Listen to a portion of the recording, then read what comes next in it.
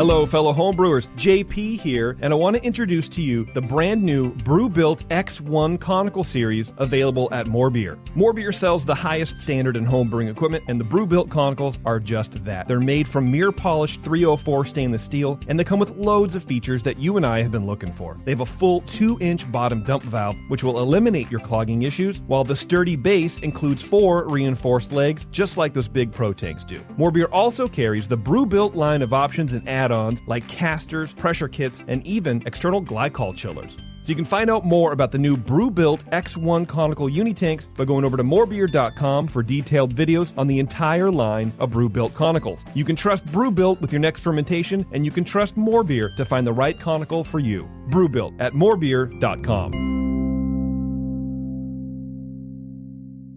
Today's Sunday session is proudly brought to you by More Beer at www.morebeer.com. I poured it in my mouth and it just wasn't going down. My first beer was an IPA, the best IPA I've ever drank. Mostly because I brewed it. If you have a scale that is good for measuring cocaine, you're probably good for measuring hops on it. You're scaring me. I think the information is awesome and the audio sucks. There's some sugary water, throw some yeast in there. And you're going to drink good beer. Yeah, it's going to be good. It's fine. God damn it, man. Oh, my God. Oh, uh-oh. Now, live from the Brewing Network studios in Northern California, this is the radio program for home brewers, craft brewers, beer lovers, and beer geeks. It's your only source for live beer radio that brings expert brewers together with, well, expert drinkers. This is the radio program with a head on it. This is The Session.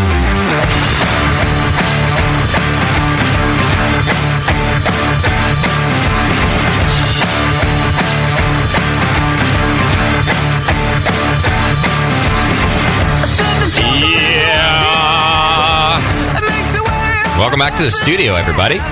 It's been a while. Yeah, a couple of weeks. Nice little vacation, our typical Burning Man break. Although I didn't go to Burning Man. Burning home. You honored it. Burned your own man at home. That's right. Stayed home. Doc went to Burning Man, although he's not with us today to report back about the mayhem. He's still recovering, maybe. Yeah. I just like to keep our vacation week going, though. You know, Why not? We had set a precedent over the last 4 or 5 years, and it just kind of works out like normal anyway. We just put our off weeks back to back, 1 month and the next. See what I mean? It just works out great. So it was a nice little break, but we are back and ready for action. We got a great show coming at you. All right. Today, reaching the top of the charts, Mitch Steele with his brand new IPA book will be on the program today. Talking IPA. Wait. The world famous Mitch Steele? That's right. Mitch Steele. Talking, they released the IPA book. He talked about it at the National Homebrewers Conference, but it hadn't been released just yet. Right. And now it's out in the marketplace. Oh, yeah? Well, why don't we have one here? And, I don't know. It's not Mitch's fault. Where's the Stone beer? I have a whole bunch of them on order, as a matter of fact. No, Mitch isn't here. Let's blame him. Yeah. So we will be selling the IPA book out of the Brewing Network store. They're just on the way. God. I think that's where they have my... media copy. It's on the way with my purchased copies. So we'll have one copy. Yeah, they were doing pre-sales the last couple of weeks, I think. Yeah. And so they're out soon. Very soon. Another benefit of being an AHA member, right? Exactly. You can pre-sale these things. So, what we'll probably do is, I got these cases coming in. Mitch comes up to the Bay Area every now and then. I'll see if I can get him to sign some for us, do some signed Mitch Steele books. Yeah. But for now, he's just going to be on the program. He's Skyping in a little bit later. We'll talk about the history of IPA with him, and we'll get some IPA techniques while we're at it. I had hoped that, the Stone local rep, Dave. Yeah. Usually he's on top of things when there's a... he's not on top of it. When there's a Stone thing going on, he brings us over a keg or cases of beer. We should be pounding Arrogant Bastards right now. Right. We should have been doing it all afternoon. Levitation or something. Levitation. Should have been showing up. Really, Arrogant Bastard? On the way of that. I'm kidding. Yeah. Levitation is such a good beer. Oh, my God, it's amazing. I can never find it. He always every time I tell him that, what are you talking about? You can find it everywhere. Really? Where? Yeah. In my tap room. He's talking about in the brewery. Yeah. Right. Yeah. At the Stone World Bistro. What do you mean? I got tanks of that stuff. He tells me Where's it going? He says that the Bevmo has it, and the Bevmo does not have it. No. And then he goes back and he goes, "Oh, well, which Bevmo do you go to? Who cares? It's you said the Bevmo, the one. Oh, it's the other Bevmo. Yeah, there's two. They opened a second one recently, like right nearby here. Yeah. Oh, right. There are more than two. Right. Right. Anyway, levitation is where it's at. Oh, well, next time. Mitch comes up all the time. He has an open invite into the studio, so he'll bring us some levitation, I'm sure of it, at some point. But today, we're going to be talking IPAs with him, so if you've got questions, don't be afraid to ask. Mitch is a master, and we'll find out a little bit about why he wrote the IPA book instead of somebody else, and try to get some tips and tricks from him while we're at it. Beaver, are you rubbing your breasts against the microphone in there? What the hell is going on?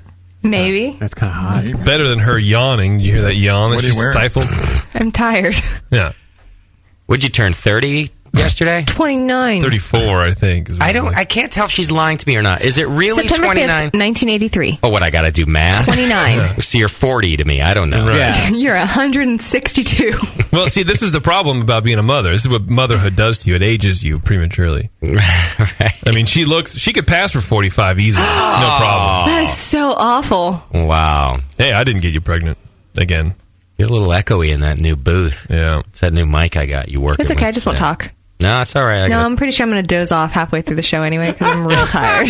It makes Bevo all big and boomy sounding. Sounds like she's in the shower. Yeah. I mean, it's too bad we're not recording drum tracks in there, but for the microphone, it's not too great. Well, we can compare the recordings of her in the shower later on. Whisper, is that better? That is nice. A little bit. It's a nice little sound booth you got there. It's just a little echoey. I got to do some more soundproofing in the back.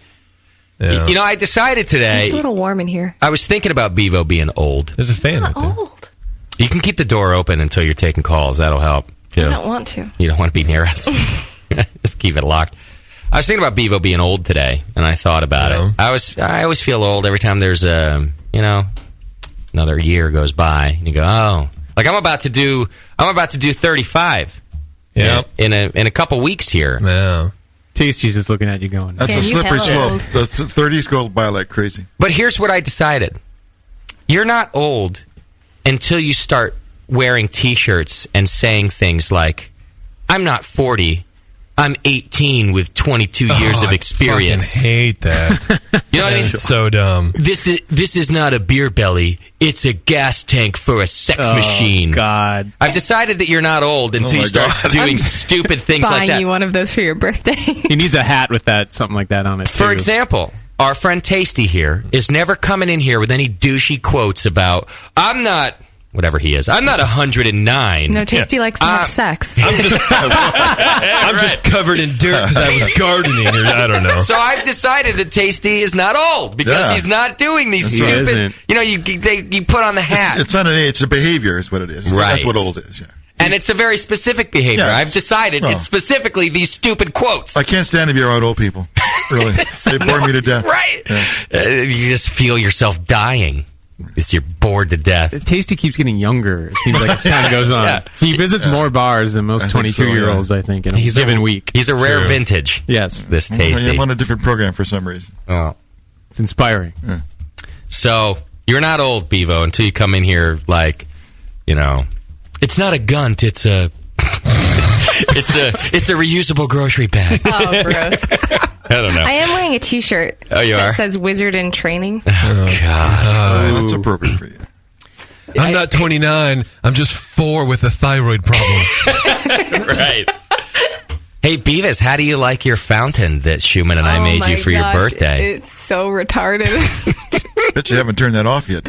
It's in my drunken state last night. I was adamant that it was going in the backyard. Yeah. Is that movie on YouTube? You might take a movie. of that Shitty thing is on my front porch. Yes. Front porch, yes. I blame Sam. Schumann and I was made drunk. Bevo a fountain. It's you know how the fountains with little babies pissing? It's always like a little boy Cherub, pissing or a little, like the mannequin piss, the famous one in Brussels. Yeah. We thought, why aren't there any like angel chick pissing statue fountain things? And so we made one. Because they're all in Germany. Maybe that's what it is. So we made her an angel. She's a beautiful angel. She's got a long flowing dress and fancy wings. It is re-damn-tarded. And then we made her piss like a dude, like she's like peeing in an arch That's into a pretty good stream for a chick. Yeah. We got. You don't know where it's going to go. That thing's like. Wait, what was she peeing? Cranberry juice. She had a little. The effect was red. There was an infection or something like that. She's got an issue or something. Yeah. She got punched in the kidneys in a bar fight. Yeah. So Schumann and I make her this thing, and then we were wishing that your party last night was at like a private residence, because I was sort of, I'll admit, I was embarrassed to bring this thing we brought it to the EJ Fair.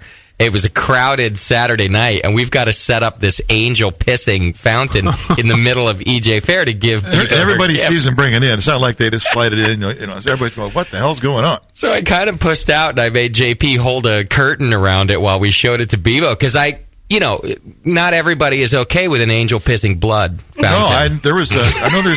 I know everybody that goes there. Those are like two Jehovah guys there in that place. Oh God. Yeah.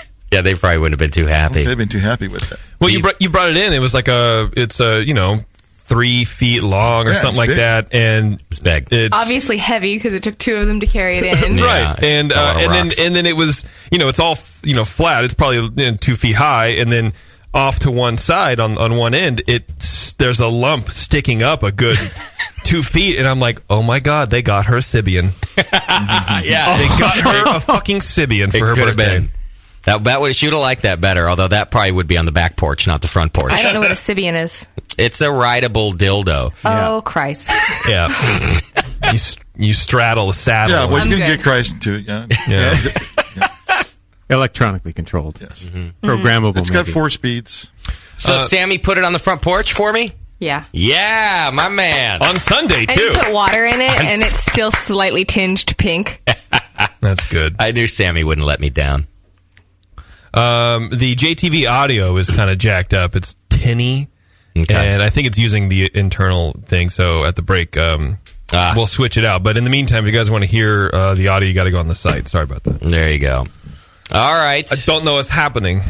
Well, like I said, we got a great show for you today.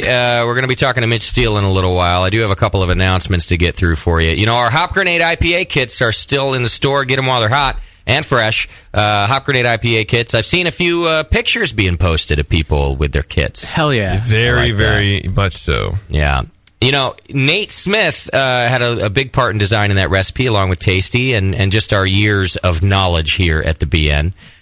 So it is a very much a Nate Smith-inspired kit. And we're actually going to be talking about another one of Nate's beers today. We're doing IPA with Mitch Steele. But later on, we're going to talk about... I don't know. I don't even the word session beer doesn't describe it. It's an ultra session ale. Super session. I think. Yeah. And Nate brewed it. I tried it at Triple Rock. I was down there on Friday. And the manager there, Jesse, who's a nice kid, dude, goes, hey, you got to try this beer that Nate made. And I had heard about it, of course. Oh, my God, it knocked my socks off. It's like 2.5%. Yeah, and 2.5%. Full of flavor, really wonderful beer. So we're going to talk about that a little bit later in the program, too, with Nate, and see how to do a session beer. Nice contrast to the IPA, right? Yeah, hell yeah. Okay, so Hop Grenade IPA kits, new glassware, and other merchandise is in the store. More on order. You can get the forum on mobile devices now. If you just go to the forum, it should automatically go to mobile devices. Bevo, turn the thing off. I did. I'm sorry. Everything's falling. I don't know what to do.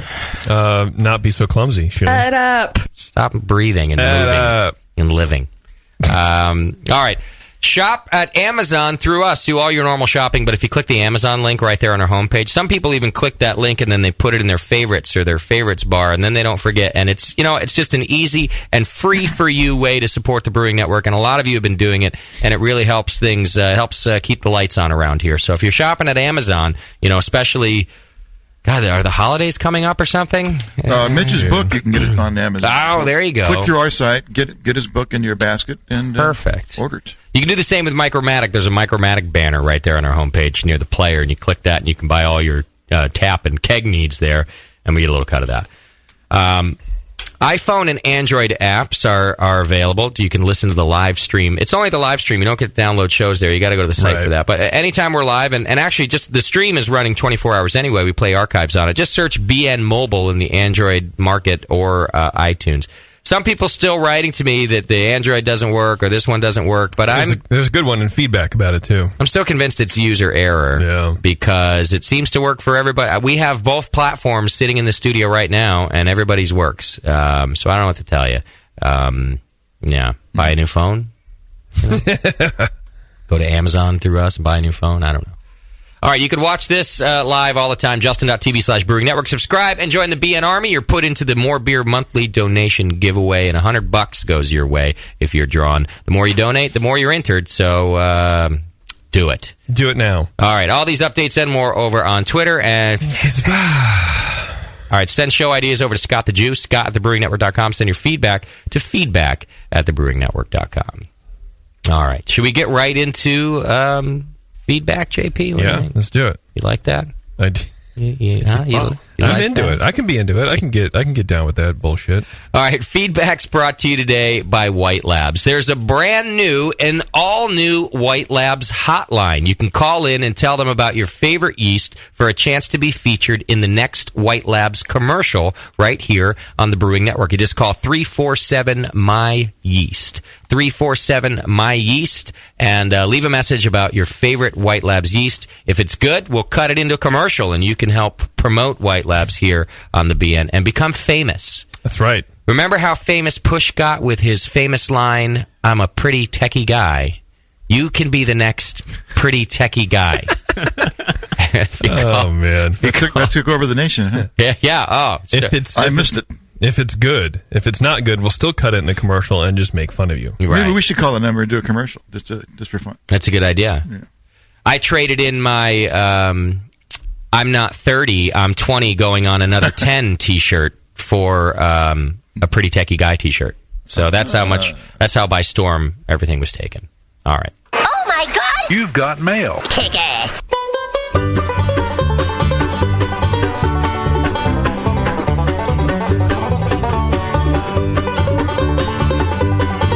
All right, dear Justin, or as you're currently known to me, you no-talent hack. I've been homebrewing now for a little over a year and discovered the BN out of boredom this past January while spending the holidays with my folks. I think that's the best time to find us. I think so, too. When you're bored to death. When you have to spend time with your folks. Yeah. He started telling his dad to suck a dick after that. Yeah, hey, Dad. Dad, I don't want any more dark meat. What a truly amazing thing you've done. I've yet to listen to any of the latest Sunday sessions as I decided to work my way through the archives. But everything the BN has had to offer has been amazing to my brewing. I do not honestly know how to quantify all the ways you've helped and entertained me. Well, that's awesome. Thanks for the nice words. However, I feel you must know... However. There's always a however. My girlfriend hates you. Story of my life. This has been going on my whole life. Long before the BN have the women in my friends' lives hated me. Karen likes you. My Sunday... Yeah, give it time. Yeah, well, I'm lying. Right. My Sundays used to be a day...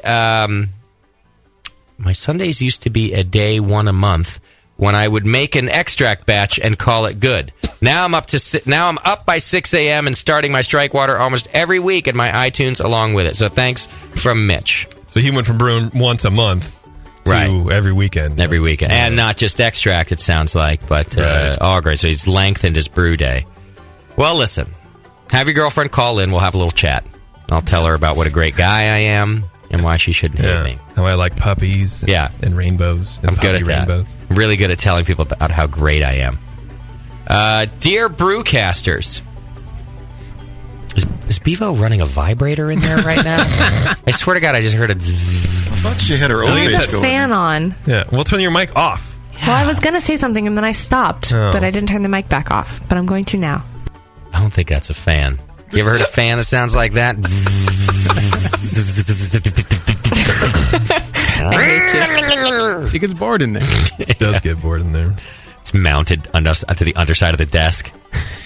The deskian. Why is the fan blowing out? All right, dear Brewcasters, I'm ready to say how excited I am about your IPA kit. I got to say I'm very impressed. Well, kind of. I've heard some great feedback from people who've brewed it, and I love what I'm hearing. I must admit, I had some sticker shock when I saw the price of the kit, but as a reasonable human being, I assume there was a good reason for the cost. And don't get me wrong, I'm not cheap. I've only brewed one batch of beer, and after the earth cooled, the dinosaurs died, and I learned that homebrew can be tasty, I realized that the $32 I paid for my first extract kit is indicative of the quality of the ingredients that came with it. Seems to me you guys picked the best ingredients, and why shouldn't you? You're the effing Brewing Network. So when I get my brew skills up to where I want them to be, I'm going to buy that IPA kit and brew the hell out of it. Peace out, you dirty hippies, and keep up the awesome work from Giles. I wouldn't wait for your skills on this one. It's a piece of cake. All the instructions are right there. It's an extract kit to start, and your skills are there, man. If you've brewed a batch of beer, you can brew this IPA kit. As far as the cost goes, you're right. We did go the extra mile, making sure all the ingredients were the best. Hard to find hops in that one. It's also a packaging thing. Now, were there avenues that we could have made this kit a little bit cheaper? Yes. But the difficulty of bringing it to market has always been the problem. Like, some people have always said, well, why don't you just partner with one of the homebrew shops and just make it a regular thing? Well, because to have enough SKUs for us to do on, multiple kits, shops just can't be bothered. They got their own thing going on, and it becomes very difficult.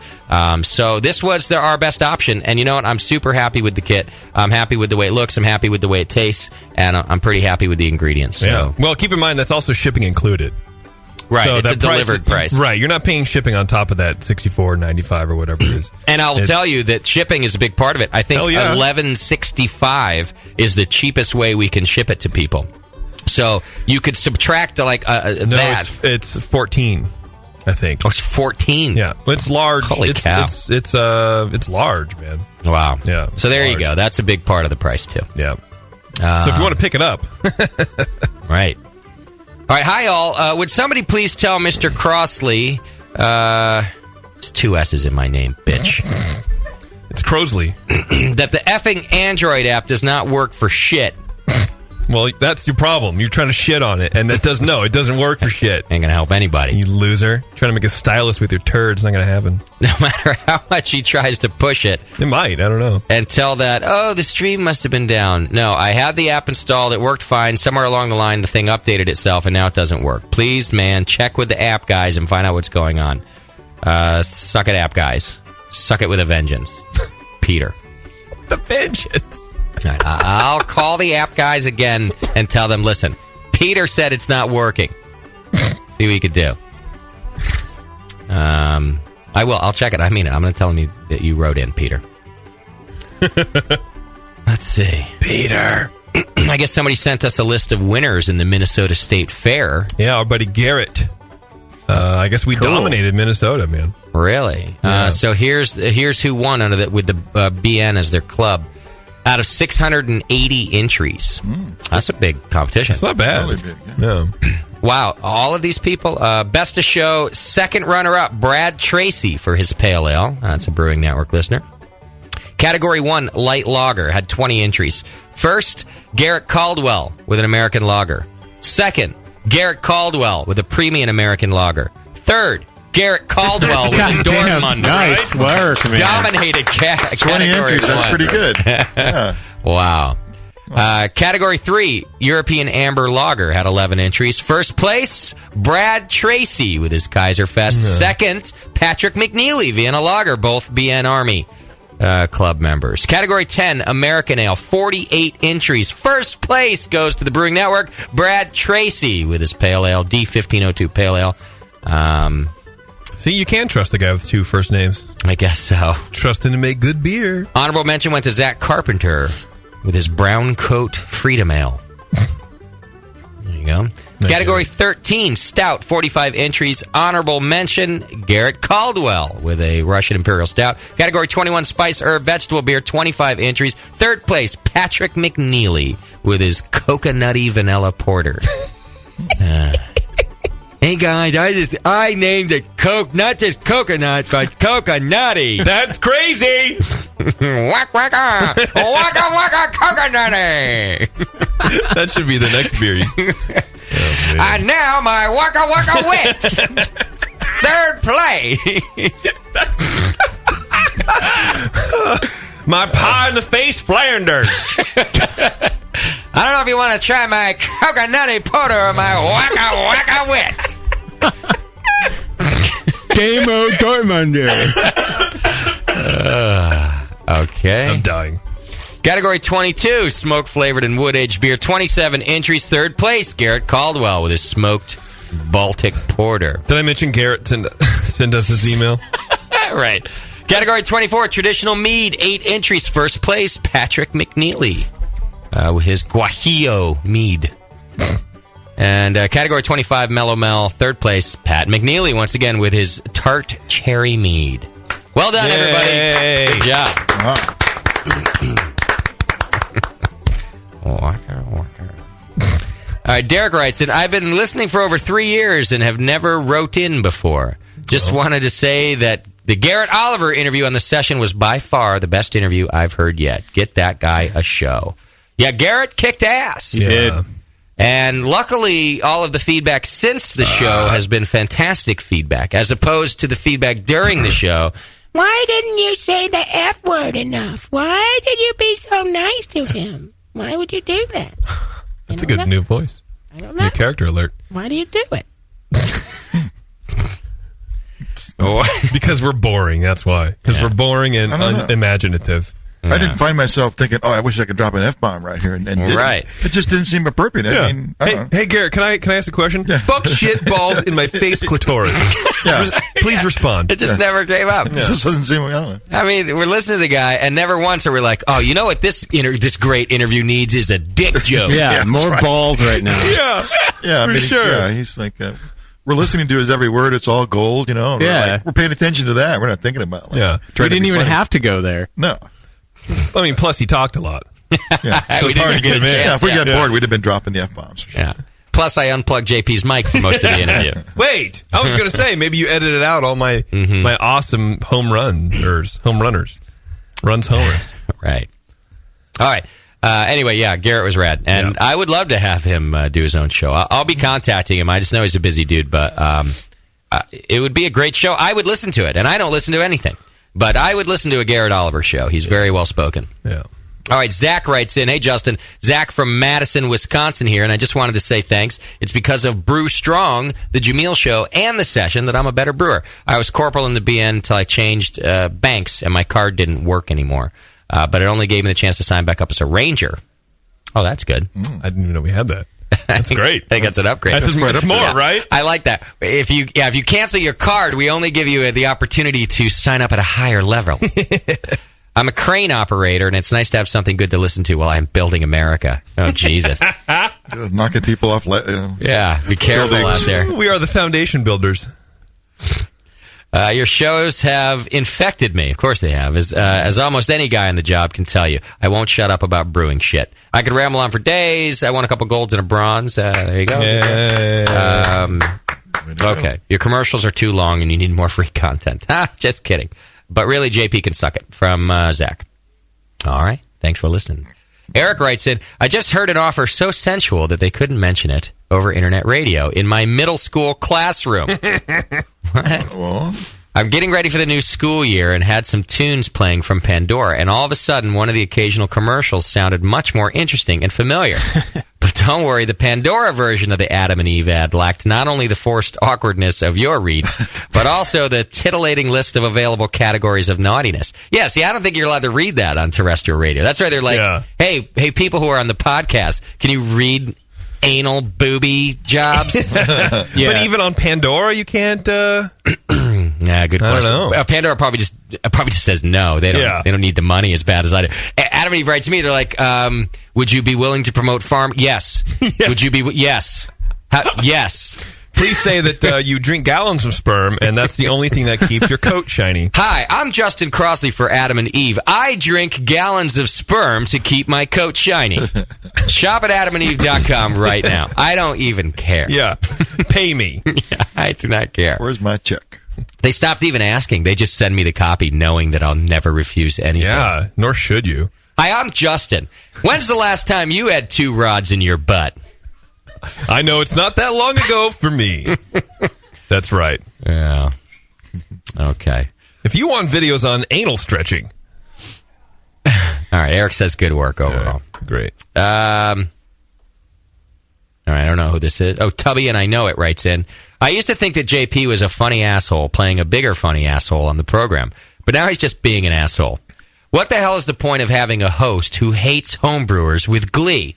I get it. There's tons of bad homebrewers out there. Are they really wanting to learn from a host that denigrates and slags them every chance he gets? It sucks the fun right out of a great program to hear another piss take against a crowd that supports the BN, wins medals for it, and is stupid passionate. And now I get JP as the BN retweeting JP's tweet, tweaking brewers for reacting to a cringeworthy portrayal of the hobby in a commercial for Buffalo Wild Wings. Dude, put down the angry JP hat and let go of the bitter beer face. One love, Tasty, and I Know It. One love, yeah.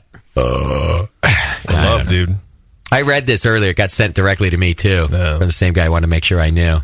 And I thought about it, and on one hand, I thought, maybe as a point, like, who does want to hear a host on a brewing show who hates homebrew? No. On the other hand, I thought, it's always funny, and especially because half the time, he's either completely wrong and it's obvious. I'm speaking of you, of course. Yeah. And the other time, you're completely right and it's obvious. Right. So you're never really, in other words, it's never really inappropriate. I don't think it's that far off the mark. I mean, it's obvious that I'm doing it as a joke.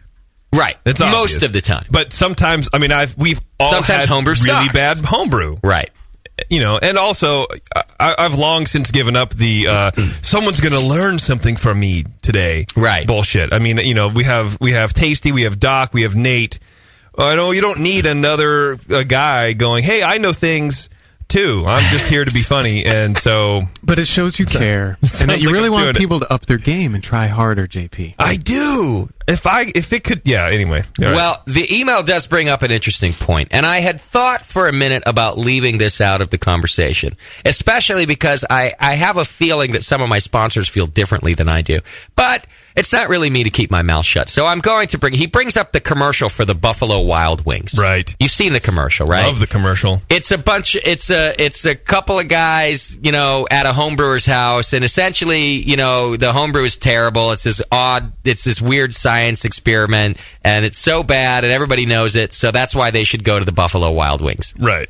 It's hilarious. It's so funny. Yeah. The guy, serves them like a bratwurst beer, right? They even say, oh, it's a bratwurst beer. But the funny part is that it's a glass filled with bratwurst. Right. It's not even beer. It's funny. That's just ludicrous. And there's carboys everywhere that are bubbling over. Oh, they're foaming over like crazy. Oh, yeah. and evereverowers so in an uproar that how we've come so far, and here they're setting us back. And it just reminds me yet again that homebrewers have no sense of humor about themselves.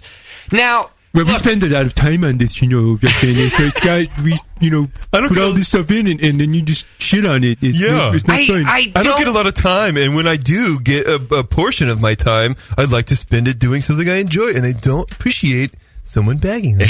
I feel like the argument is going to be that we've done a lot to change the image of homebrewing, and that to portray the image like that out there is not funny and it's not good for homebrewing. Well, guess what?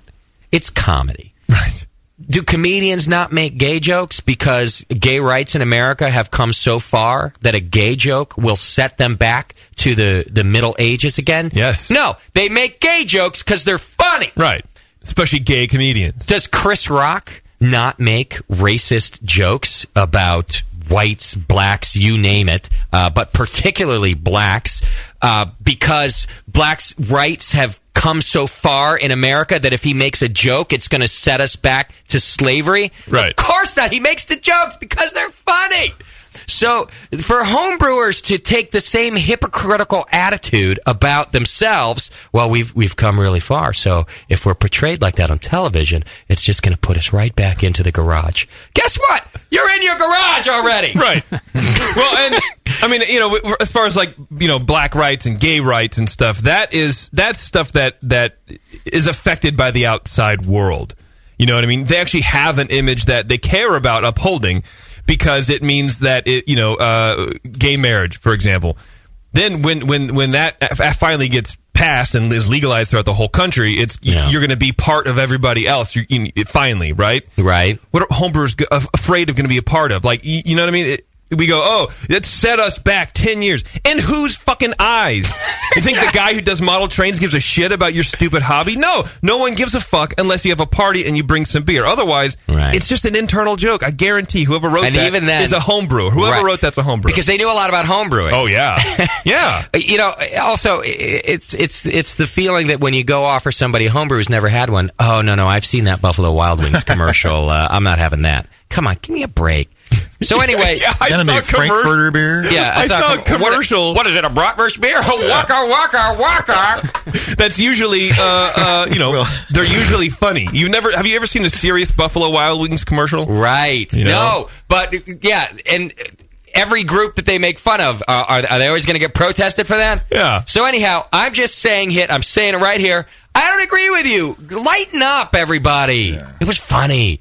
Now, if it wasn't funny, I'd be pissed. Yes, of course. Because that's wrong. Yeah. But you get a pass on virtually everything if it's funny in my book.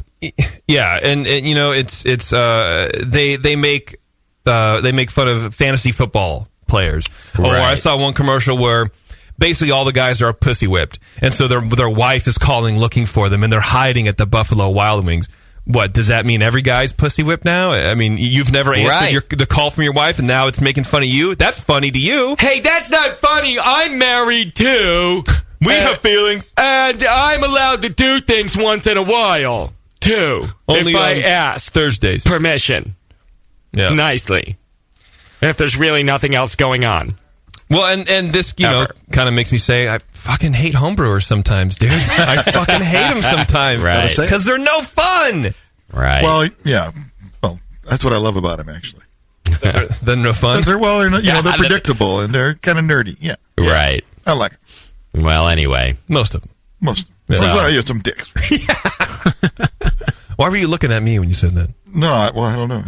I usually when I talk to somebody, I'm looking at them. Yeah, that's true. Oh, by the way, that BN hat is quite attractive. It's pretty sexy, right? Is that new? That's brand new. It's in the store right now. I keep thinking you got it on kind of crooked, but the logo's on the side. No, it's my skull is actually misshapen, so it's a styling trucker mesh hat. It's not really misshapen.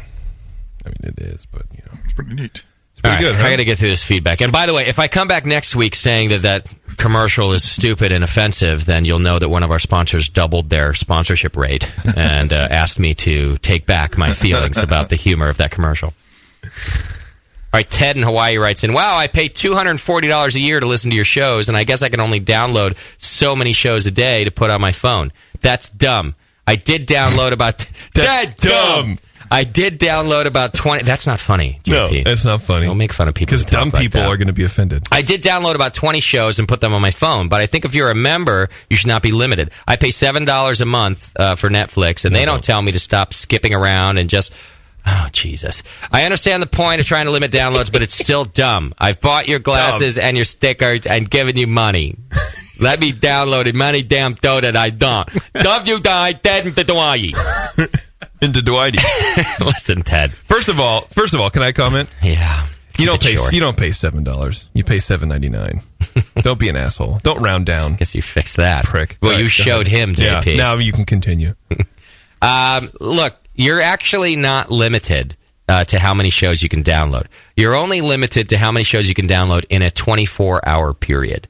If you wait 24 entire hours, you can then download another shit ton of shows. Why do you have to do it? Are you going to get through all 20 shows that you download already in 24 hours? Yes. There's not even that many hours in the day. Okay? No day. So I know it looks like you're being limited, but it's really just to make sure that all of our members who pay, yourself included, can download as well. Now, as to why Netflix doesn't do this to you, it's because Netflix has 4 million of you paying for their bandwidth. Right. I have about 200. So, of the 20,000 listeners that the BN has, it is a small fraction of you that donate to the cause, all right? So the only way we can do this is to just throttle it. It's not limiting, we're throttling. So if you wait 24 hours, you can download, and then wait another 24 hours. I guarantee you within, what is that, like 7 days, you'll have every single show that we've ever done on Earth. today. If you hear more than 3 shows a day, then there's something wrong with you. Oh, yeah. Now, that being said, Ted, I do very much appreciate your support. I think it's rad. You're exactly the type of people we're looking out for. And as we grow and are able to develop ways to enhance your member experience, it's absolutely at the top of our list, and I mean that. Yeah. But for now, we're actually not limiting you. We're just limiting you within a 24-hour period. You're exactly the type of person we're looking for. Right. Are we working on the Brewcaster experience as well? No, you guys are on the back burner. It's going to be the same? Yeah, you're way at the bottom of the list. I see. It's going to be the same. You have a chair. Yeah. You're fine. You want me to make you a fountain? You guys can whip up pretty quick. You know how to get the parts. Yeah. We deeply appreciate your help, Tasty. Well, that's good. My experience is getting better. All right, Brandon writes in, hey guys, I've been walking around thinking that maybe Justin and JP were just a little too sensitive, unable to take criticism, and maybe beginning to whine a little. It seemed like any criticism sent into feedback really got under their skin, no matter how small. That's bullshit. Prove it. It'd be boring. It'd be boring if it didn't, right? Then I listened to the Garrett Oliver episode, one of the best interviews I've ever heard, followed by another great interview with Stu Stewart. I was driving down the road thinking what a great show this was, and then this dickless sack of shit bub calls in. As this worthless waste of sperm starts shitting all over a great interview, it finally hit me. Justin is right. Wait, why can't I be right also? Because you're not right. Shit. It goes on to say JP is wrong. No, I inserted that. No. The Brewing Network is not only a fantastic gift we all get to enjoy for free, it just keeps getting better and better. But it never takes long before some whiny, unloved, no-life sack of shit has to call or write and complain about some stupid shit that usually does not make any sense. Sack of shit. Bub and Tim and all you other worthless fucktards can take a... This guy's worse than JP's mouth. Let's get Garrett Oliver on the phone to finish this email. It gets worse. And anyway, he just basically tells you to go play on a freeway. As of today, I'm a donor. Thank you for a great show. All the brewing. And thank you, Brandon. We appreciate it. All right. Finally... Hey, B and crew, I want to let you know I renewed my subscription to BYO Magazine because they support you, and it's a great magazine. I even called them up and renewed over the phone just to make sure you got your cut. Thank you for that. Mm-hmm. Although there is a BYO link right on our homepage. If you don't see it, it's because you have ads blocked. But if you unblock ads, you can click the BYO link, and that will, you can renew through us too. Included is a song I wrote for you guys over a year ago that you probably ignored because it came with a mile-long email, or you hated it. Hope you like it. Context is a bit outdated now. I can't play it right now. I did listen to the song. I hadn't got it a year ago, so I don't know if it got into my spam or what. Did you listen to the song, JP? No. It's okay. Yeah. I don't have time for it because Mitch is waiting. I told him 5:30, and here I am wasting poor Mitch's time 15 minutes late. So I will play it later in the show. Please remind me to play it. I also have another show. I've got a new Bevo song to play later in the program, too. Oh. So we will have song time. Oh, yay! On today's show. All right, let's take a quick break. When we come back, Mitch Steele, talking from Stone, of course, but talking about his brand new IPA book. We'll be right back. It's The Session. Hang in there.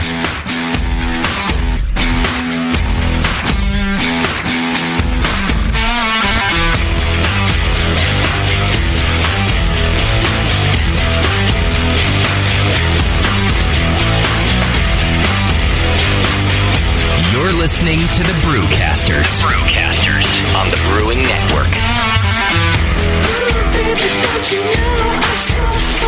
Since the first time the Brewing Network microphones turned on, More Beer was behind it.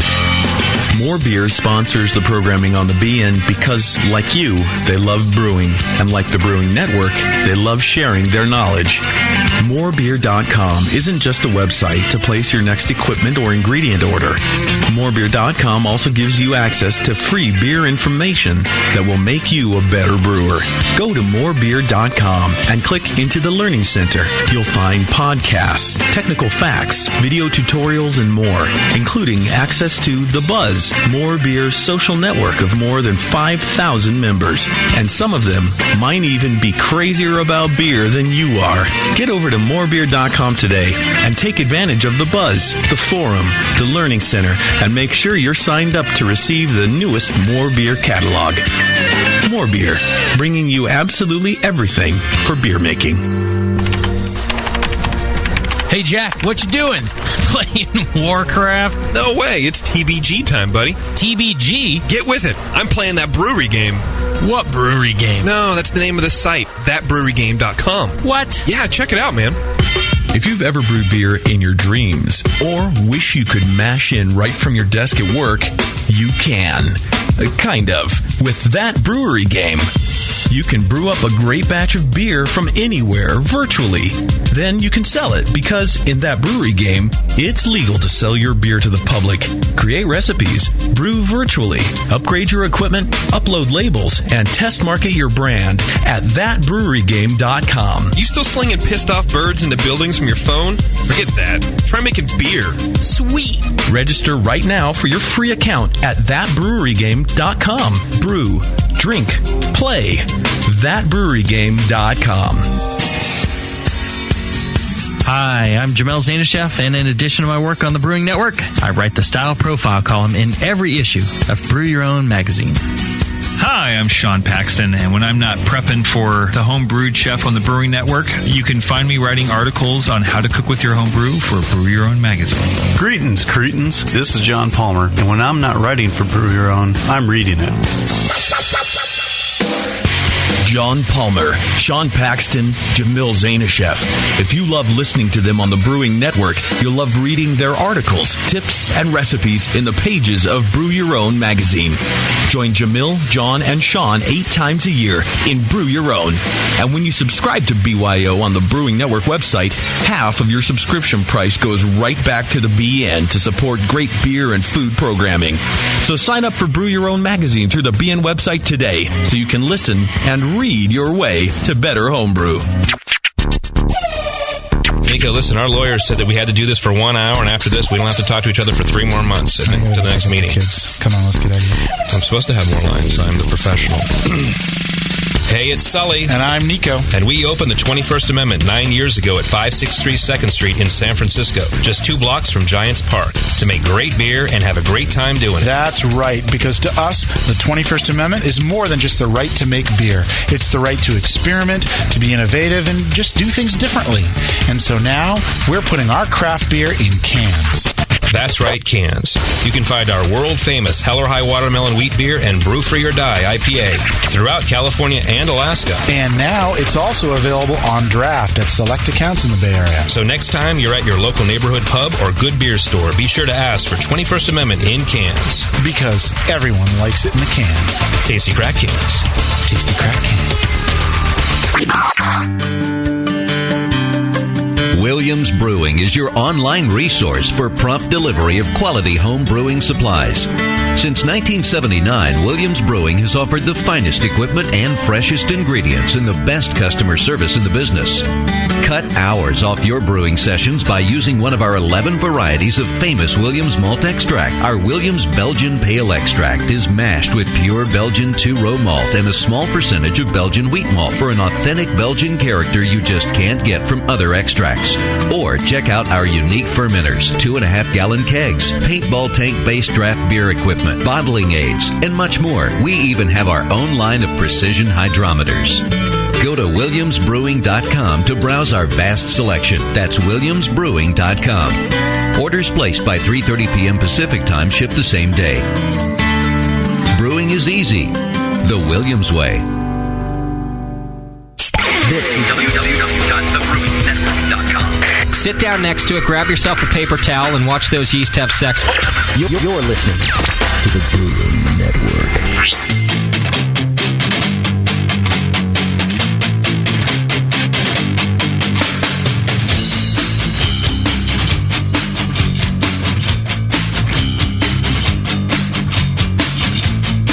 Session. Brewing up our next batch of radio gold. Right now.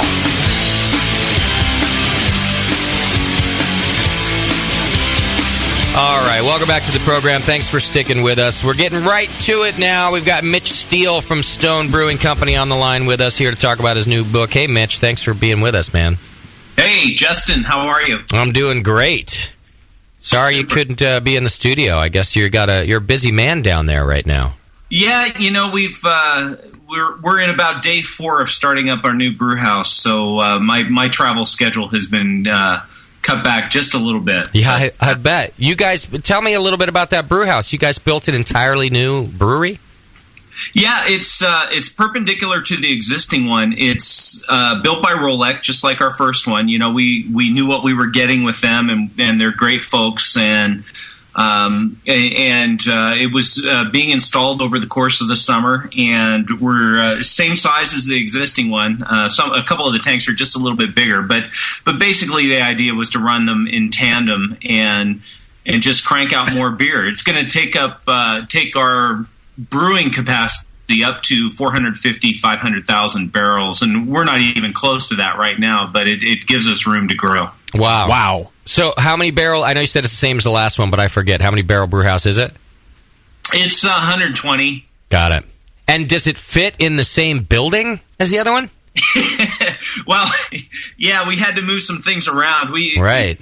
If you've been to our brewery, we have, we used to have 11 single brew fermenters in our first fermentation cellar, 150 barrel fermenters, and we pulled all those out to make room for the new brewery. And we've got them tucked in a couple other places in the brewery. We've got 5 of them in service right now, but we had to lose those single brew fermenters to make room for this. Got it. Okay. Yeah, I was trying to figure that out because I've seen that space. And yes, there was room, although you guys had their space where there was room filled with beer also. Not just fermenters, but beer last time I was there.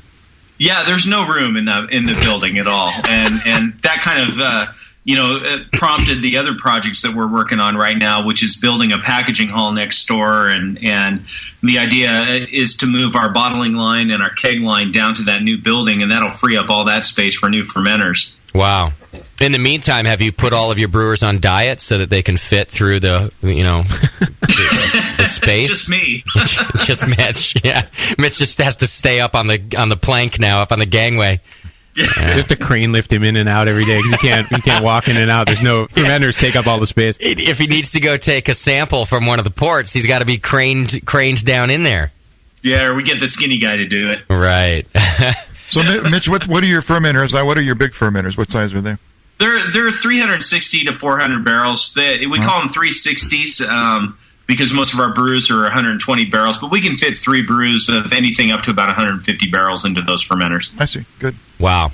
So you have this construction going on. You have this packaging facility you're talking about, and also the hotel situation going on all at once?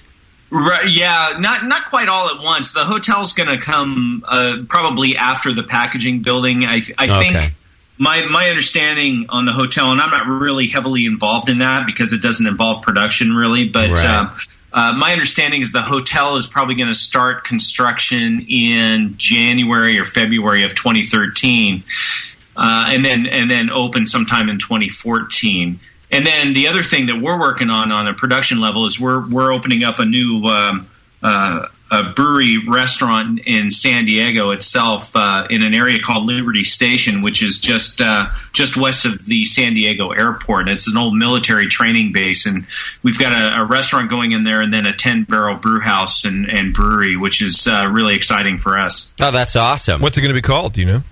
Liberty Station, I believe. Mm-hmm. I guess that would be the actual accurate full name, but that's close enough for me. No, I need details. Okay, I'll get those for you because Greg's probably gonna tell me that I got it wrong. But right. So, Mitch, this will be a 10-barrel pilot brewery, or just for ideas obviously very different than the Stone beers, or the same? Yeah, we're not looking to brew any of our core brands at this little brewery. The idea is to develop our own core brands for that facility and then also use it as a recipe development place as well. So we're really excited about it. I think it's going to give us a chance to do some really cool stuff. Like session beers, maybe? Maybe. Yes. Right. Thank you. Well, Mitch is not opposed to a good session. That's true. No, but I'm hoping that his will maybe be kind of pushed into what's going to happen. Right. Oh yeah. I think a good hoppy session beer is probably on the docket for that brewery. I think we all would like to do one. Beautiful. Now, will you be sending one of your assistants now to be the brewer down there? Do you guys already know who the brewer will be? Yeah, we promoted Chris Ketchum, who was our cellar supervisor. He's been with Stone a long time. He worked his way up from the bottling line. He drove beer and delivered beer around, and then he came back and managed our bottling line, and then moved over to manage our filtration process. And he's a great guy. He's really creative. He's done a lot of great things on our pilot system, and he's pretty crafty and pretty mechanical as well. And all those things combined, and just his enthusiasm and his creativity made us think he'd be a great fit for that job. So we're going to move him down there. Got it. Well, good for him. That's fantastic. Well, Yeah, good stuff. I'm excited to hear about this. Mitch was up here not too long ago doing a pint night at Creek Monkey, which is the local pub right around the corner from the studio here. And I remember we were talking a little bit that night, Mitch, and I just, was thinking about it. You really were the perfect fit for Stone with this kind of growth. I mean, with your background, Stone didn't just need a brewer who could brew amazing beer. They really needed a brewer who could brew amazing beer and manage growing production like this, which is, that's a whole other skill we've never really talked about on the show. Like, I won't go too into it now, but we've never really interviewed somebody about the differences between directing production and growth and just brewing great beer. It's an entire other set of skills that you have, Mitch, I would imagine. Yeah, it's quite a challenge. And I think one of the things that I realized is I kind of know where we want to go. Yeah. But I haven't managed that kind of growth before either. I mean, in Anheuser-Busch, it wasn't really about growth. It was about, maintaining. I mean, we were growing, but not like this. And got it. We had our projects. I do have a lot of experience with projects and starting up brew houses and that kind of stuff. But managing 25-30% growth year in and year out, that's a whole different ballgame. And the fortunate thing is that I've been there. I kind of know where we want to go and what kind of things we want to implement as we continue to grow, because I've been in really big systems. But actually managing the growth, that's tough, Right. And a lot of us brewers are in that mode right now where we're trying to manage that incredible growth that we're all going through. Sure. I would think that a good deal of your time when you start to take on a project like this has to be spent researching brewery technology and what equipment is available to you now. Yeah, very true. And, in the process of buying a new bottling line, I don't have a whole lot of bottling experience. I'm not, I kind of dove into it here at Stone and tried to learn as much as I could. But, we hired a guy to be our production manager who has worked with bottling lines all his life. And actually our maintenance manager has as well. And I rely on them. And I think that's kind of the key thing, as you're growing so fast, is to hire people who've done it before. And, I've always heard, from a management standpoint, hire people that know more than you do, you know, and there's something to be said for that, because the whole bottling line piece and buying a brand new bottling line is certainly out of my wheelhouse. And these guys have done it all before, and they know all the manufacturers of bottling lines, and they know the pluses and minuses of all these great systems, and can make a good decision where I'm not confident that I could have without their help. And it's good to recognize that. I'm glad you brought up the bottling line, because that piece of technology in particular, it's amazing what these bottling lines do now. And many of the different manufacturers have different options. And I know very, very little bit about it other than going on a couple of tours. And when you go to a brewery who has a new bottling line, they're very, very proud of it. And they're very proud of it because of the technology used to keep beer fresh and stable on the shelf. Like, that's the point of pride. So they always tell me about, like, it does this, it does that. You're talking about, 3 to 4 cleaning cycles and 2 to 3 purges of CO2 and, of course, capping on foam. But the way that happens is different by manufacturer. And it's an enormous piece of technology that has everything to do. Mitch can do everything right in that brew house.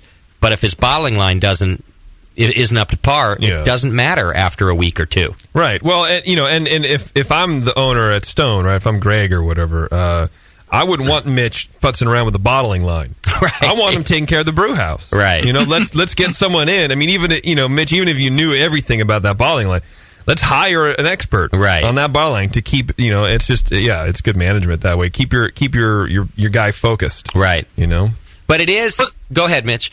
Oh, I was just going to say, when I first got to Stone in 2006 and 2007, 2008, I was doing that, and it was manageable. But as we grow, we just have to recognize when we need some help, and the bottling line was kind of getting away from me, and with all the new beers we were doing and everything, I was just getting stretched too thin.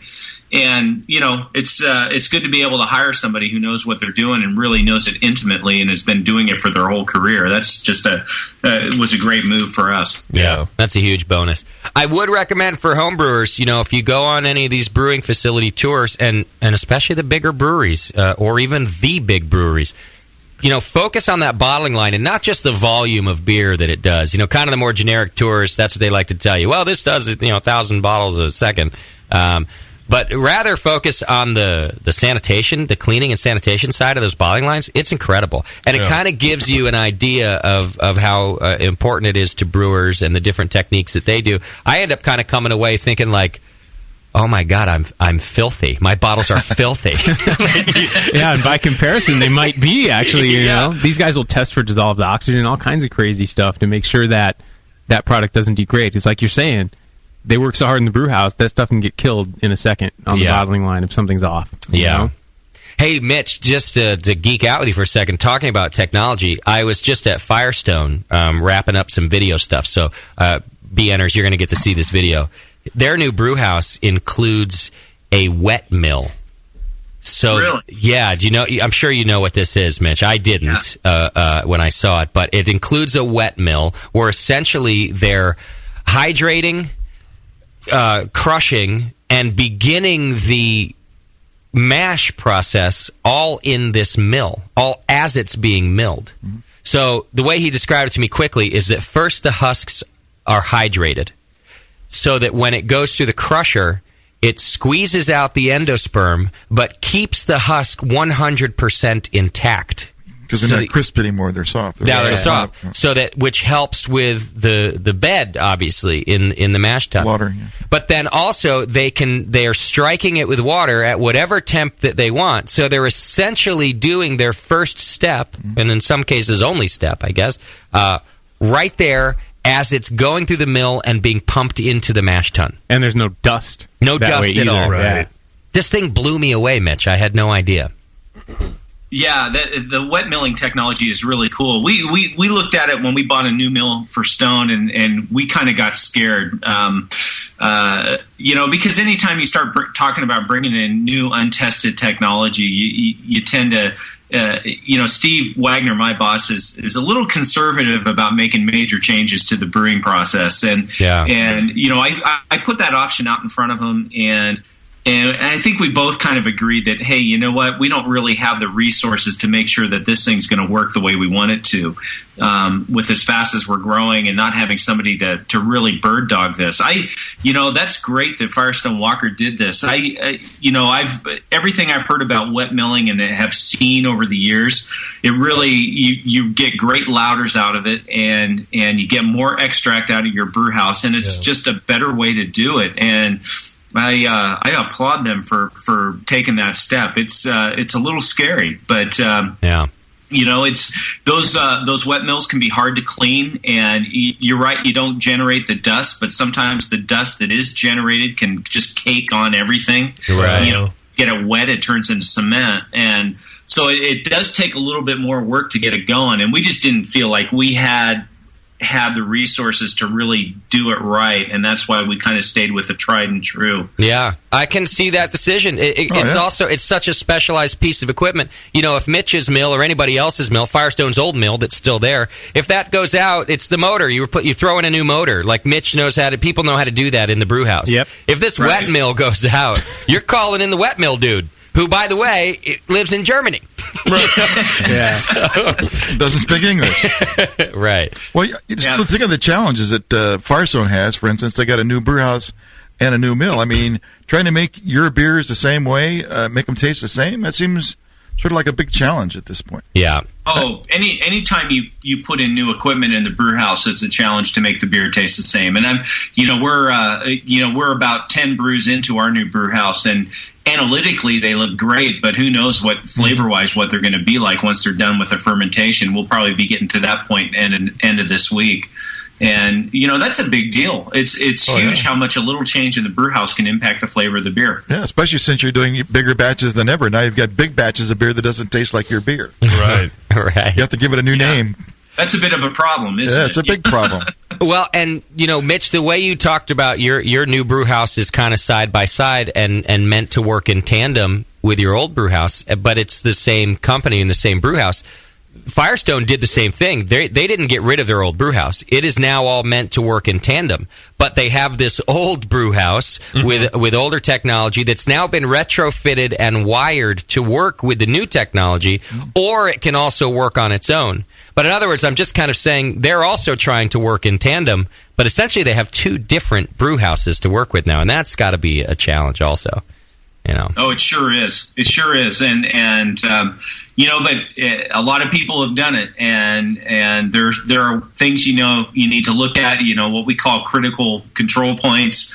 We've got these 3-page audit sheets that we go through for each brew that goes through that new brew house, and we compare versus the old brew house. So just things like boiling evaporation percentage. The malt mill grind, the lautering profile, the turbidity off the lauter, all that kind of stuff. We're trying to kind of dial it in to make it match the first brew house that we have. Right. I don't envy you. I can't even change a water hose without ruining my beer. It's retarded. All right, Mitch. I can't even brew my beer without ruining it. Without ruining it, exactly. I'm going to go to Buffalo Wild Wings. Yeah. Get some of that homebrew at Buffalo Wild Wings? Yeah. All right, Mitch. Buffalo Wild Wings commercial. Offensive or funny? I thought it was funny. Good man. Well, you have a sense of humor, that's why. Right. Yeah, it takes a lot to offend me. Well, let's try. The way I look at it is, hey, they're acknowledging homebrewers. That's cool. Yeah, and it wasn't in a bathtub. At least it was in a carboy. That's that's a good point, Tasty. They at least are advanced on their brewing technology. And they got it in their living room. That's pretty cool, right? Yeah, right there. That's cool. And it was accurate. I mean, there's been some homebrew like in cartoons or TV shows or whatever that it's just not. It's not accurate, even accurate, but it actually looked real. I love that he takes a finger full of foam off of one of the carboys and he goes, that'll be ready in about 20 minutes. Oh, man. Okay. All right, well, we got Mitch on here. Of course, we always want to hear about Stone and what's happening, but the real exciting part of Mitch being on here right now is his brand new book on IPAs, which is really the history of IPAs and the style. And, Mitch, I wanted to start with why you? Why are you the author of this book? Well, it's kind of funny. The Brewers, I don't know how it all came about, but the Brewers Publications approached Stone Brewing Company and Steve and myself about doing this book. And I was pretty excited about it. And Steve and I started off doing it together, putting all the research together and everything. And then, as we're growing so fast, and Steve is the president of the company, he just came to me one day and said, you know what, I'm not going to be able to do this, and what do you want to do? And I said, well, I've already got a few chapters written. Let me power through it and get it done. And but they approached us because I think we have some experience brewing IPAs and we know a little bit about them, and we were willing to do it, and we're thrilled to do it. Okay. And I asked that knowing that you're highly qualified to write about that. I just wondered because they're really, IPA being such a popular style in this country and so many brewers doing it that, I think you're the perfect author. I didn't know if there was a particular backstory. Yeah. Well, there's got to be hundreds of people itching to write a book on IPAs. Right. There might have been a backstory, but I wasn't privy to it. And, all I know is that Greg came into my office with Steve one day and said, hey, the Brewers Publications would like Stone to write the book on IPA. Would you be interested in being part of the project? And I said, yeah, absolutely. I mean, I didn't hesitate, Oh, so now I know the backstory. The backstory is Greg and Steve were like, hey, that sucker Mitch will probably write it for us. Yeah. And then we can back out, and then he'll have to do the whole thing. Brilliant. Yeah. Yeah, we'll indicate we're helping, and then we'll back out. Right. So the book is called IPA, Brewing Techniques, Recipes, and the Evolution of India Pale Ale. And does it start with, did you have to do in-depth research about the style? Yeah, I did a lot of research, and it kind of got kickstarted right after we were approached to do the book. I was in England, and I was there. We had brewed a beer in Norway with Nugnia, and then went to Brewdog in Scotland to brew a beer with them. And then Greg and I went down to London and went to the Great British Beer Festival, which was the first time I'd ever gone. Nice. And through the Brewers Association Export Committee, we got involved in a couple of beer events in London, and I was at the White Horse Pub, and I ended up running into somebody introduced me to a guy named James McCrory, who was part of the Durden Park Beer Circle, which is a bunch of homebrewers in London or around London who have taken a real strong interest in historical beer styles. And the guy that introduced me to James told him that I was trying to write a book on IPA. And I sat down with James for about 2 hours at the White Horse Pub, sitting outside and just drinking beer and listening and taking notes while he talked for a solid 2 hours on historical IPA. And that's, I hadn't really started researching the book or doing anything, but that kind of got me on the path to really looking at the historical aspects of the IPA and really putting a lot of focus on that, because he told me a lot of things that I didn't realize. And it was surprising, and I just walked away from that conversation going, oh my God, this book's going to be crazy. What surprised you about it? I mean, give me some that surprises Mitch Steele on IPAs. Yeah, there was a lot. I think the big thing that came out of the conversation, the Burton IPA was brewed with a very special pale malt that was kilned at a very light temperature, 150 degrees Fahrenheit, I think it was, to be very light in color. And the beer out of Burton was aged for 9 to 12 months before it was even shipped to India. So it wasn't a fresh beer at all. It was aged. It had been sitting in oak for 9 to 12 months. It had gone completely flat before it got shipped over to India. It was all Goldings hops and was this 100% what they called white or extra pale malt. And really, as far as analytically, it was pretty close to what we're brewing today as an American IPA, as far as the gravities and the BUs and the alcohol contents and everything. But the fact that the beer was aged for 9 to 12 months before it even made it onto a boat, to me, was very surprising.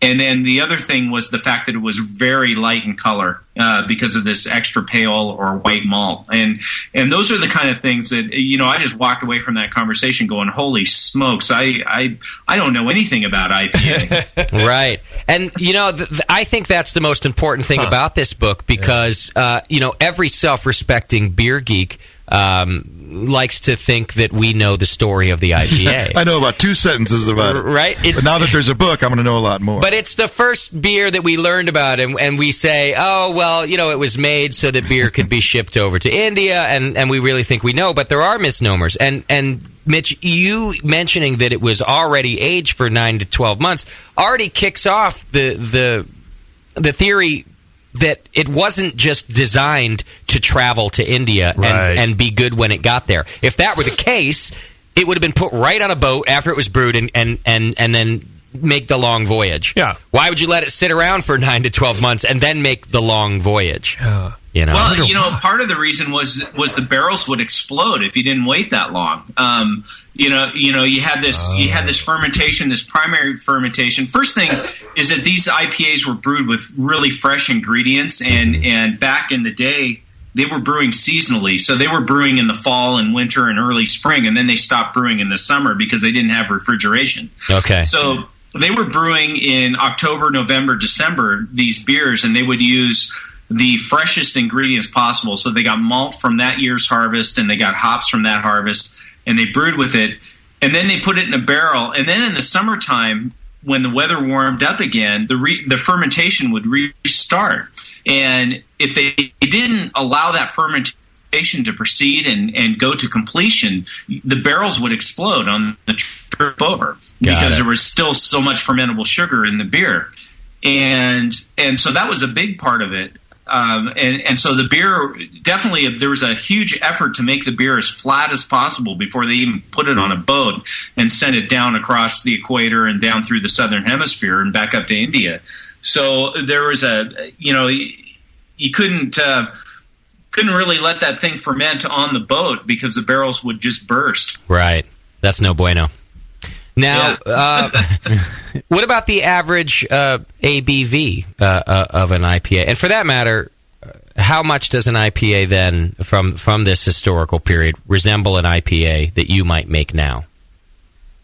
It's surprisingly similar from the standpoint of, from the beer specifications or targets. The original gravity of the IPA that was brewed in Burton, for example, looks to be about 16.5 to 17.5 Plato, 1060, 1070, somewhere in that range.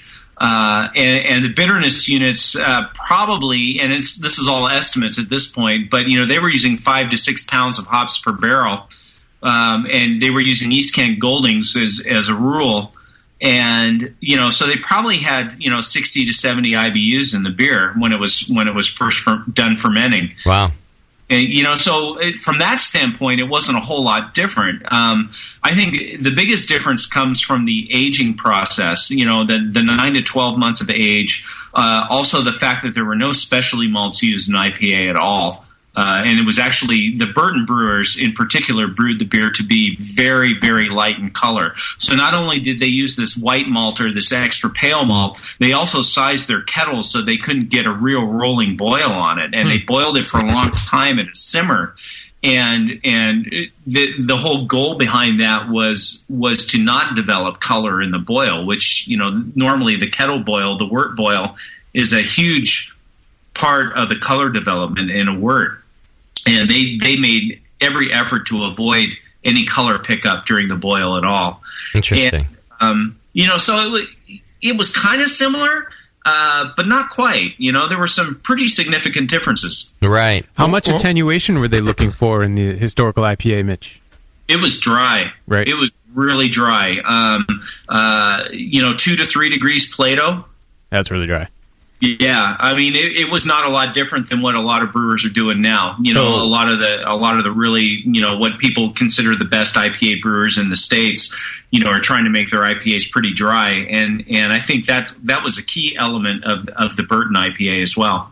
One malt, one hop, dry, really dry. Sounds, somewhat similar to the way some IPAs are done these days. They had it figured out. Yeah. Yeah. Why were they? Why do you think they were making it a goal to make the beer light? What were they trying to do there? Was it just better tasting when it was light?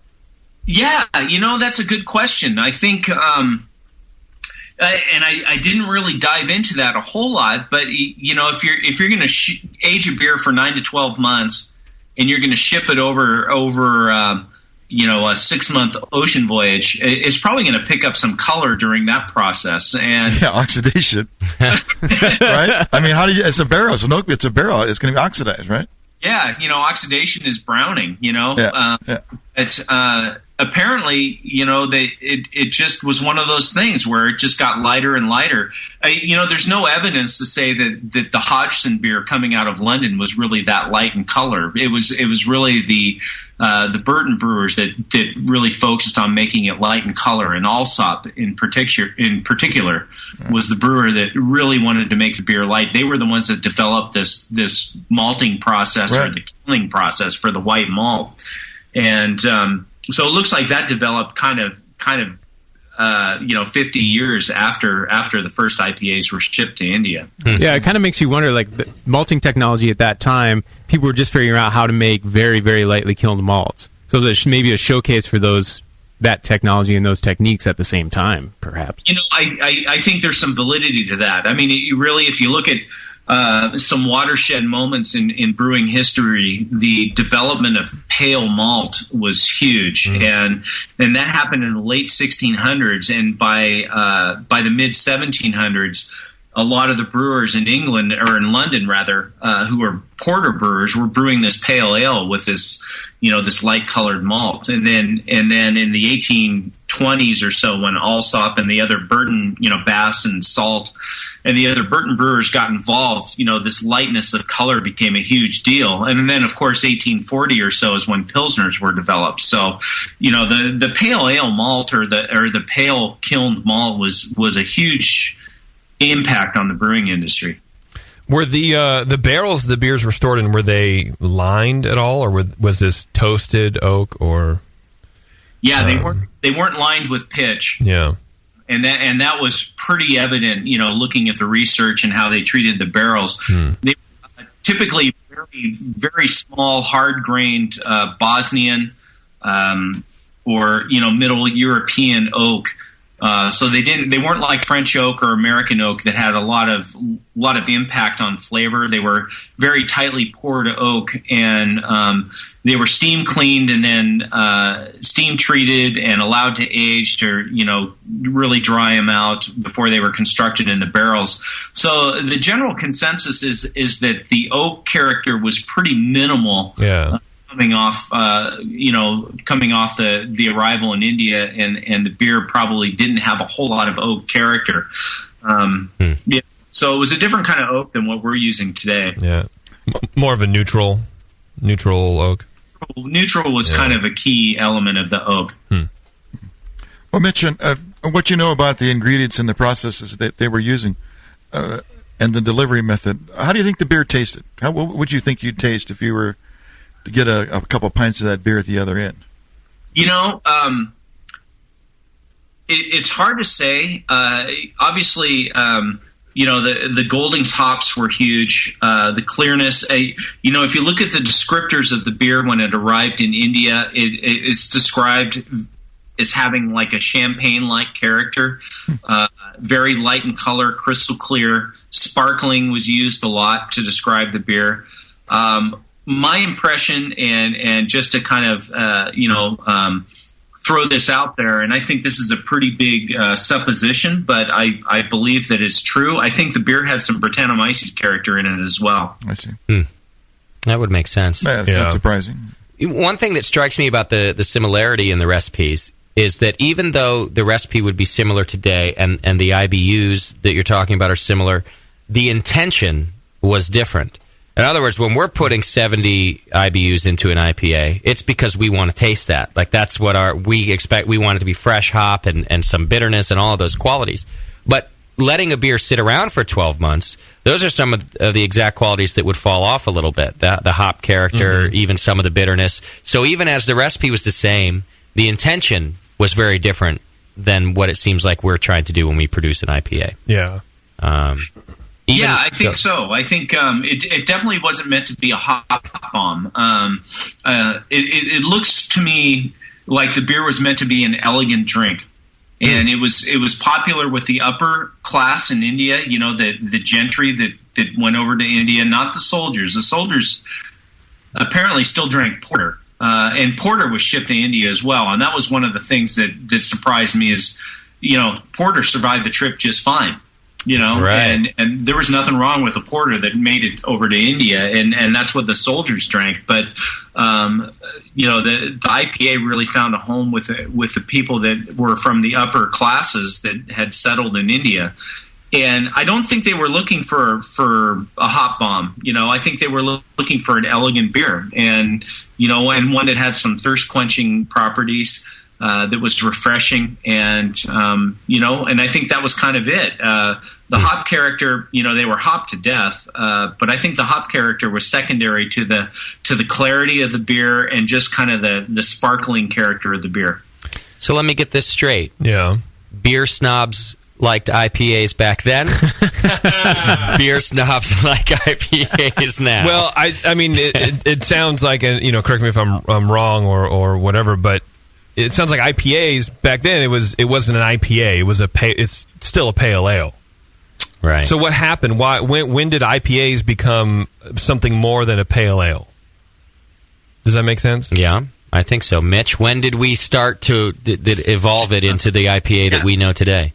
It looks like that happened after the Burton brewers started making it. So if you look at the timeline of IPA, Hodgson, of course, the London brewer, who was a porter brewer in London, was really the brewer who was credited with developing the IPA. And based on everything that I found and everything that beer researchers and historians in England have found, it appears that that beer was his standard stock pale ale, which means it was an aged pale ale, moderate strength, just beer that he shipped over to England alongside his porter. And it kind of took off. And then in about 1820 or thereabouts, the East India Company, who was dealing with the Bow Brewery at Hodgson, decided that Hodgson needed a little competition. And so they approached the Burton Brewers and Alsop in particular to develop their own version of the beer. And that appears to be when about, once that really got going in 1830, 1840, thereabouts, where the Burton Brewers really started providing some pretty heavy competition to Bow. That seems to be when the East India Pale Ale name came into being.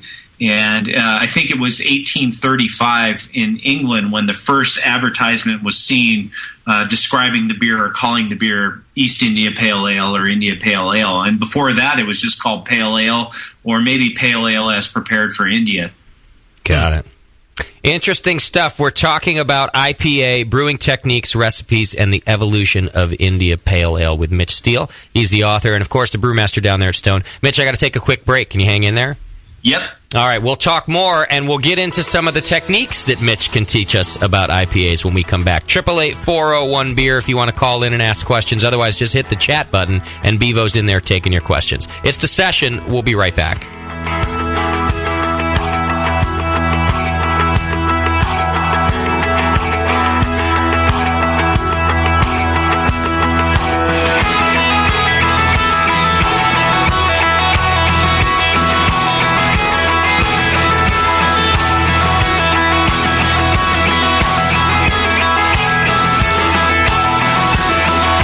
Listening to the Brewcasters on the Brewing Network.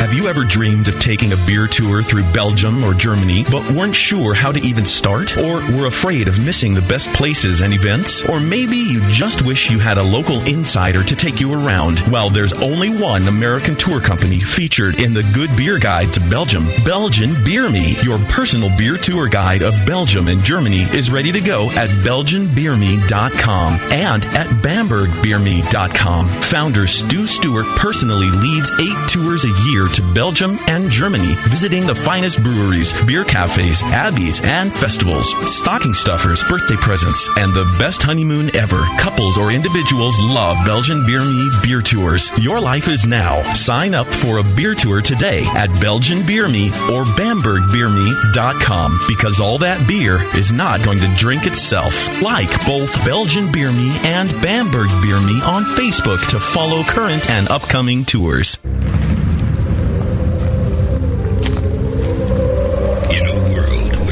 Everything has been lost. What happened to the city? It's in ruins. Only one man has the ancient knowledge to restore civilization. I need a drink.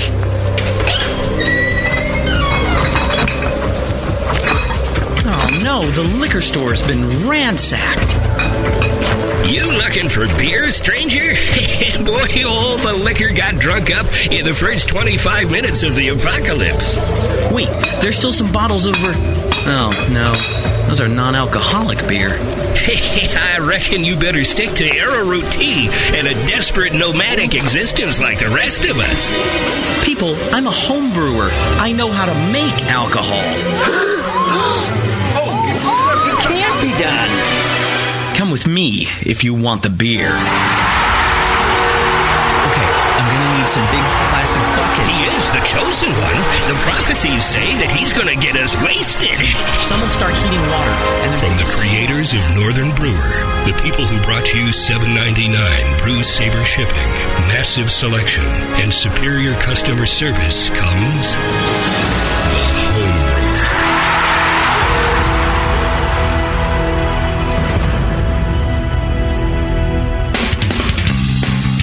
my brewing brothers and sisters. This is Jamel Zanishev, and I love a bold, hoppy beer. When it spits resin in your face, it makes you cry, Uncle.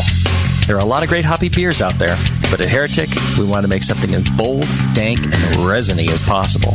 We use hops at every chance we get, including multiple dry hop additions. The result is Heretic Evil Cousin.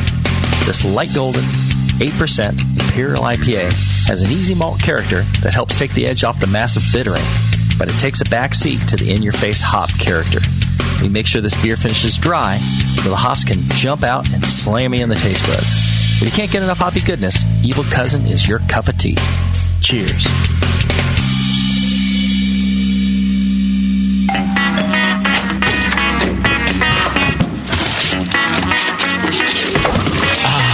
What'd you get? More brewing ingredients? Yep. You know what I love about Brewmaster's Warehouse? The $6.99 shipping? Well, yeah, but... Oh, the in-store classes for beginning brewers. Yeah, that's cool, but... Oh, the Brew Builder. Creating and saving your recipes online is awesome! No, I mean, yes, but... The cheese-making supplies. No. Oh, the wine-making supplies. Oh, the distilling equipment and liquor flavorings. All that stuff is awesome, yes, but what I really love is that the guy who runs it is totally hot. And that Brew Builder software is awesome. Oh, yeah. Brewmaster's Warehouse brings you flat rate shipping on great equipment and ingredients to make beer, wine, cheese, and spirits at brewmasterswarehouse.com. And if you're in Georgia, stop by Brewmaster's Warehouse Monday through Saturday from 10 to 6. Visit brewmasterswarehouse.com today because it's totally hot. Oh, yeah. Are you a hophead? Beer lovers of all stripes will love Brewers Publications' latest release, IPA, Brewing Techniques, Recipes, and the Evolution of India Pale Ale by Mitch Steele. I wanted to write a book that presented an accurate review of the history of IPA and also provided current technical brewing tips and recipe information. India Pale Ale is a style I love because it has a rich, fascinating history, and today it provides brewers a showcase for all the great new hop varieties that are available. I'm so proud of this book, and I know you'll enjoy all the recipes and thoughts from so many of the world's great IPA brewers. IPA is available now from Brewers Publications at brewerspublications.com and your favorite homebrew store. Order your copy today and take your hop-forward beers to the next level. American Homebrewers Association and Brewers Association members receive early notice and special discounts to most Brewers Publication releases. Visit brewerspublications.com to learn more and to find a schedule of author appearances. IPA by Mitch Steele. Get yours today. What's funny is brewers will say, yeah, I don't brew to style. I'm brewing my own beer, and it's like a German Pilsner, but it's black. Yeah, it's a sports beer. You know? The home of live beer radio. TheBrewingNetwork.com. Because like beer, Radio shouldn't suck. You're listening to The Session.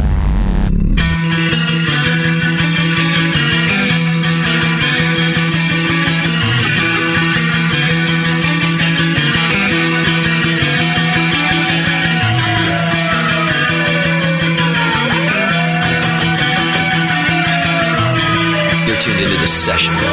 Because life's too short to listen to crappy radio.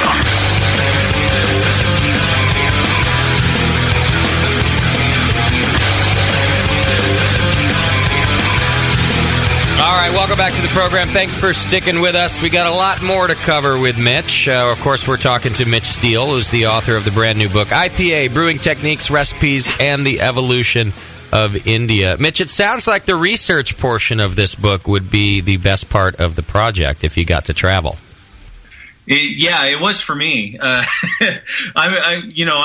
never written a book before, obviously, and the actual writing of the book was very difficult. Just trying to get everything down on paper. But the research part of it, just unleashed the beer geek in me, and it was great. There were actually 3 trips to England involved. One specifically for researching the book, where we spent the better part of 3 days in Burton-on-Trent and spent a fair amount of time in London. And for me as a guy that has loved beer for well over 30 years, this was an amazing thing. And being able to visit Burton-on-Trent with people that knew the town and knew the history of the town and were able to point out what all the buildings were in the town and what they used to be, it was pretty incredible. Yeah, that would be amazing. One of the other parts I can imagine might have been cool as a beer geek, when I went to Fuller's, I got to meet the brewmaster, and he pulled out these old brewing logs. And they're like handwritten on what it's not quite parchment paper, but you kind of looks that way. That old. They were all stone tablets. Like he showed us, you open this book and he showed us like the day that they first tried a whirlpool method that is very common now, that had never been used before. And that was fascinating to me. Did you get to look through with old brewmasters different recipes and things? Yeah, I did, and actually, it's funny that you mentioned Fuller's, because both John Keeling and Derek Prentice were just great, and I've been to that brewery now 3 times, and every time they've just opened up everything and let us see anything we want to see, and John did the same thing with us. When Steve and I were there, he pulled out the books and let me take pictures of the 1890 Fuller's IPA and the 1906 or something thereabouts Fuller's IPA, and just looking at how they changed as far as the gravity, the inclusion of adjuncts that started after the 1900s, and they were great. And you know what? I just want to say this, and it probably comes through in the book too, but anybody that I asked for help on this book, be them brewers or beer researchers or historians or whatever, they were amazing. They just opened up everything and gave me anything that I had asked for, to help me write a book that was going to be accurate. And the Fuller's folks were no exception to that. It was just amazing. And then we got to look at a bunch of brewing logs in what used to be called the old Bass Archives in Burton-on-Trent, and now it's part of the National Brewery Center, which is part of Coors. But they have a room that's full of old brewing ledgers just like that, and you open these things up, they look like an encyclopedia, and you open them up and the writing is just amazing, and it's hard to read actually, because it's written with so much flourish, it's just amazing. Yeah, like if you look at your not Mitch's, but homebrew scratch sheets where we're taking our notes, handwriting is not. It is a lost art on us. Oh yeah, they're all beer stain and things are smudged, and who cares, But yeah, but Mitch's description, like with the flourish, is a very accurate description, because you hardly picture the burly hands of a brewer writing that into a book. I wonder if it's a reflection on the tools of the day, where you had to take your pen and dip it into the ink, and it was more of a process, so that's just the way you wrote. It was easier to handle, so you don't smear your hand across the ink, rather than us just like fisting a bic and just writing like a serial killer would. Right. 4 ounces. We like to check boxes. We don't want to write. We do want to check boxes. You're right. It was really cool. I got to do a beer in England for the Weatherspoons pub chain at the Wadworth Brewery, which is kind of out near Stonehenge. And the brewmaster there is kind of an old school guy. He's a great guy. His name is Brian Yorston, and he recently started doing these brewing logs again. He goes, there's no other way. If I do it on Excel or if I do it on Word, it could get lost, it could get destroyed. But I'm gonna handwrite every brew into this book. And he had one of these books, and he was doing that. And I'm like, really, dude? It's good carbonite.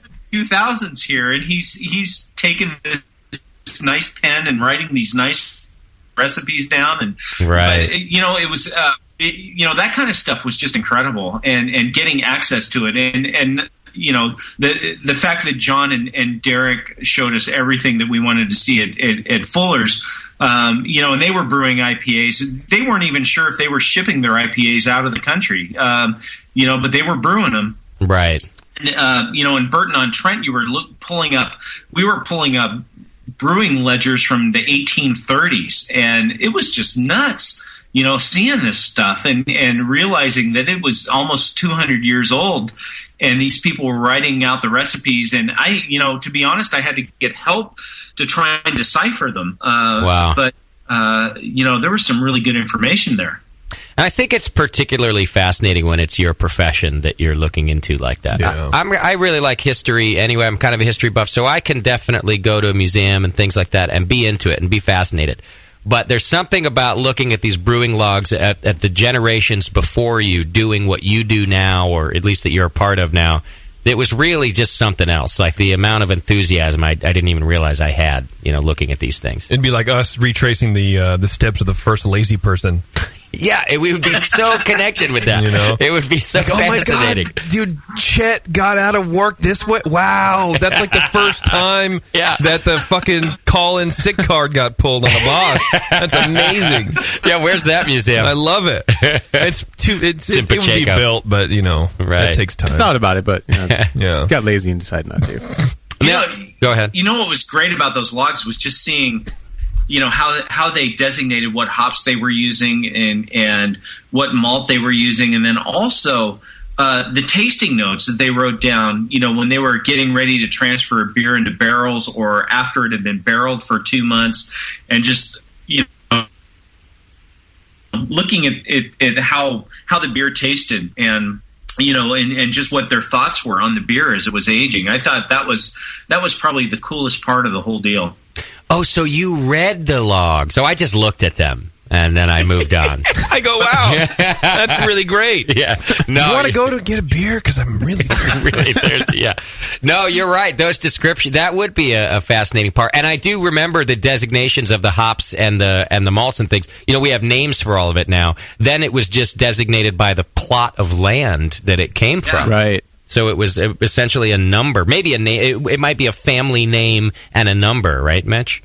Right, and what was really cool was when we were at Fuller's and John Keeling was pointing out the fact that they were using Oregon hops and California hops in their beers. Wow, without any varietal designations at all. But back in the late 1800s.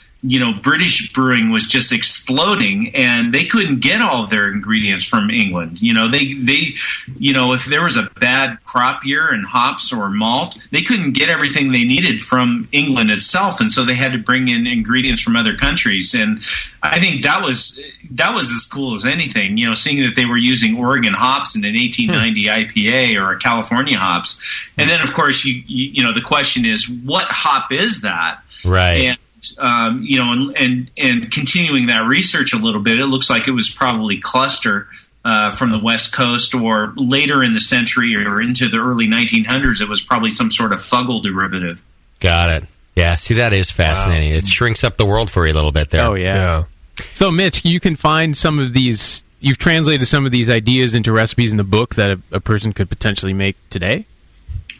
Yeah, I tried to take the recipes that I had and just kind of make them very basic. So in the book, I'm gonna what I listed was the percentages of the grain and the hops in pounds per barrel and ounces per gallon type of ratio. So I didn't actually tell somebody how to brew a 5-gallon batch, but the way it's detailed out. If you've brewed any beer at all, you should be able to do the calculations to figure it out for your own brewing system. So the malt are all listed in percentages, extra white or extra pale or white malt 100% and Golding's 100%. That one's easy, but I could do that. When you get into some of the later years, when they start using adjuncts in some of the English beers and things like that, I basically just listed things as a percentage, or if I had pounds per barrel, I converted that into ounces per gallon or grams per liter, so that people who develop their own recipes could just take those numbers and plug them in. Okay. Well, that brings me to a couple questions I have from listeners on here, and maybe we can figure out, what kind of other info is in the book. One of our listeners wrote in the beginning, he wanted to know if Mitch's book covers the effect of pH on hops. So I guess, does it get into some of the science around hops and IPAs?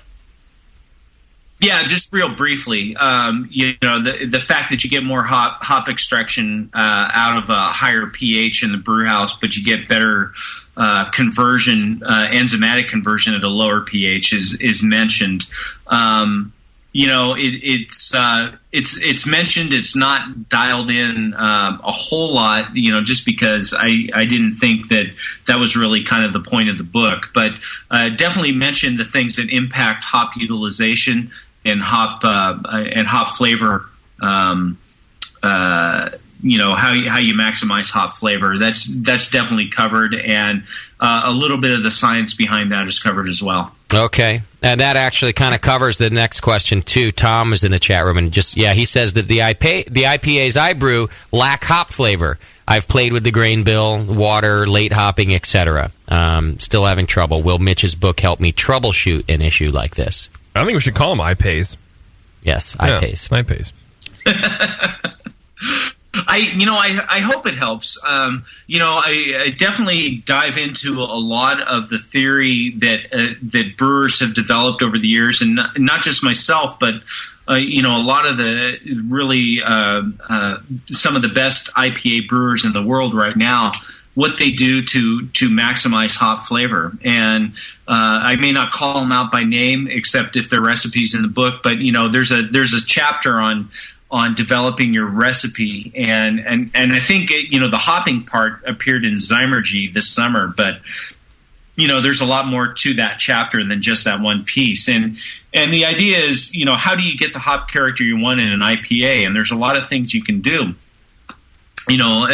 Just from making your beer very dry, minimizing the use of crystal malts, trying to add hops at every step in the process, or where you should add your hops, that kind of thing. And I definitely get into that, whether it's enough to help somebody who's having trouble getting hop character in their beer or not, I can't say, but hopefully it provides some pointers. Good guideline. Okay. And then in thinking about that, were you saying that it kind of helps you, guide and narrow down to the type of hop character you're looking for? Do you kind of break apart the different types of hop character there are? I mean, bitterness as a bitter IPA as opposed to a really, what I would call a hop forward IPA that lacks bitterness. Do you cover the kind of distinction between the different hop characters? Yeah, I think I do. It's talk a lot about late hopping and not adding it at the beginning of the boil, and ways to maximize your hop flavor at the end of the boil or in the whirlpool or however it is. And just hop selection itself. What kind of hops do you want to use? What kind of hops do you want to use for your flavor hops? What kind of hops do you want to use for your aroma hops? What kind of hops do you want to use for bittering hops? They're not all the same. And to use a hop that's a highly flavored hop for your bittering hop, you're not going to get the flavor out of it that you want. So, a lot of it is based on my experience with brewing hoppy beers and trying to maximize hop flavor. But there are tidbits in there from a lot of other brewers as well. And, hopefully it gives some guidelines. I'm a big believer in using a fairly neutral hop and for bittering, and then just loading up on the back end to get your flavor. And a lot of that comes through in the book. But, whether that jives with what everybody's trying to do or not, I can't say. Right. The other thing I'm hoping it covers, I'm sure it does, and I think everybody in this room will agree, we all hope it covers it, is the use of crystal malts and or adjuncts and things like that accurately, like how to figure out how to use these things. Because I would say, I think that there was a time where I might have said to people, I don't like any IPAs that have crystal malts in them. But that was me being retarded. Yeah. The truth is, proper use of crystal malts in an IPA can be so great, and improper use can really ruin a beer. Yeah. I've always said 40% or higher right. of the darkest you can find. And then that way, I just fuck everyone else up on their IPAs, man. So that you win. Yeah. Well, you and I are on separate pages here, right? Right. I don't know about that, man. Go ahead. I definitely address that. I'm definitely in the camp that minimizing or using sparingly crystal malts and kind of the lighter color range for IPA is a good thing. And it's not so much when the beer is fresh. Because when the beer is fresh, you get everything. You get the crystal malt, you get the hops, you get everything that you want. But when the beer is 60 days old, it's been in the bottle for 60 days. that crystal malt starts to change and the hop character starts to fade, and then you get this nutty, malty, crystally kind of caramelly kind of beer that's not what you originally intended. So I'm a proponent of using small amounts of crystal malt in an American IPA and using the lighter colored versions, and I talk about that at length in the book. Fantastic. Question, Mitch. You'd given us a preview of some great data at the NHC when you talked about the content for this book, and one of those things that I really liked was you showed us data of the convergence of the style between East Coast and West Coast, and some basic statistics comparing some IPAs that were taken off the shelf that you had tested at Stone, like Original Gravity, Finishing Gravity, IBU, SRM. Is that data included in the book, and could you comment on that? What sort of conclusions you could draw from that? Yeah, the tables are included in the book, and really, what I was trying to do with that table was show that, or was trying to decide or prove one way or another whether the East Coast IPAs were different than the West Coast IPAs, because there's a lot of talk about that. West Coast IPAs are more hop forward, and East Coast IPAs are more malt forward. And there is some truth in that if you look at it from the standpoint of about 15 years ago. I think you could say that there's some truth in that. But I think in general, recently, over the last 10 years or so, there's been kind of a move towards more of this hop forward IPA. And one of the contributors to the book was David Yarrington from Smutty Nose Brewing Company in Portsmouth, and they make one of the best IPAs that I've found in the United States. The Smutty Nose IPA, finest kind, I think is what it's called. But it was a beer that was in my refrigerator a lot when I lived in New Hampshire, and David said that a lot of the East Coast brewers approached IPA brewing that you add more hops, you have to add more malt and more crystal malt to balance that out. And I think that's kind of the generalization that people make when they talk about East Coast versus West Coast IPAs, because West Coast IPAs are pretty light on the crystal malt, and the idea there is to let the hops really shine. I think that's not necessarily true anymore, and certainly brewers like Smutty Nose and Harpoon and some of those folks that make IPAs on the East Coast are making IPAs that don't have a lot of specialty malts in them, and really are very hop forward along the same way as a West Coast IPA. But yeah, I try to touch on that and dive into it just a little bit, and some of the recipes will show that there are some beers on the East Coast that have a fair amount of crystal malt in them, but that's it's just a different kind of beer. Right. Okay. Cool stuff. Question came in from the chat room from Fierce Beard. He says, I've heard it postulated that the churning motion of being at sea could affect the condition of the beer upon arrival in India. Did you? I've heard it postulated. You heard any of that in your research, Mitch? Typing over his monocle. Well, there's early on it took 6 months to get the beer to India from England. I mean, up until about the 1850s, it took a long time, and the beer was flat. When it went on the boat. I mean, it had already gone through 2 fermentations. It had gone through the primary fermentation. It had gone through a secondary fermentation in the summer. And the English yeast cultures had many, many strains in them, and some of them were activated later in the game. And so the churning motion certainly, even though the beers were meant to be very dry and fully fermented out, something happened on that boat trip. The beer arrived and it had a sparkling condition, so something was going on, and I'm certain that the churning motion had something to do with it. Now, just the reading Pete Brown's book.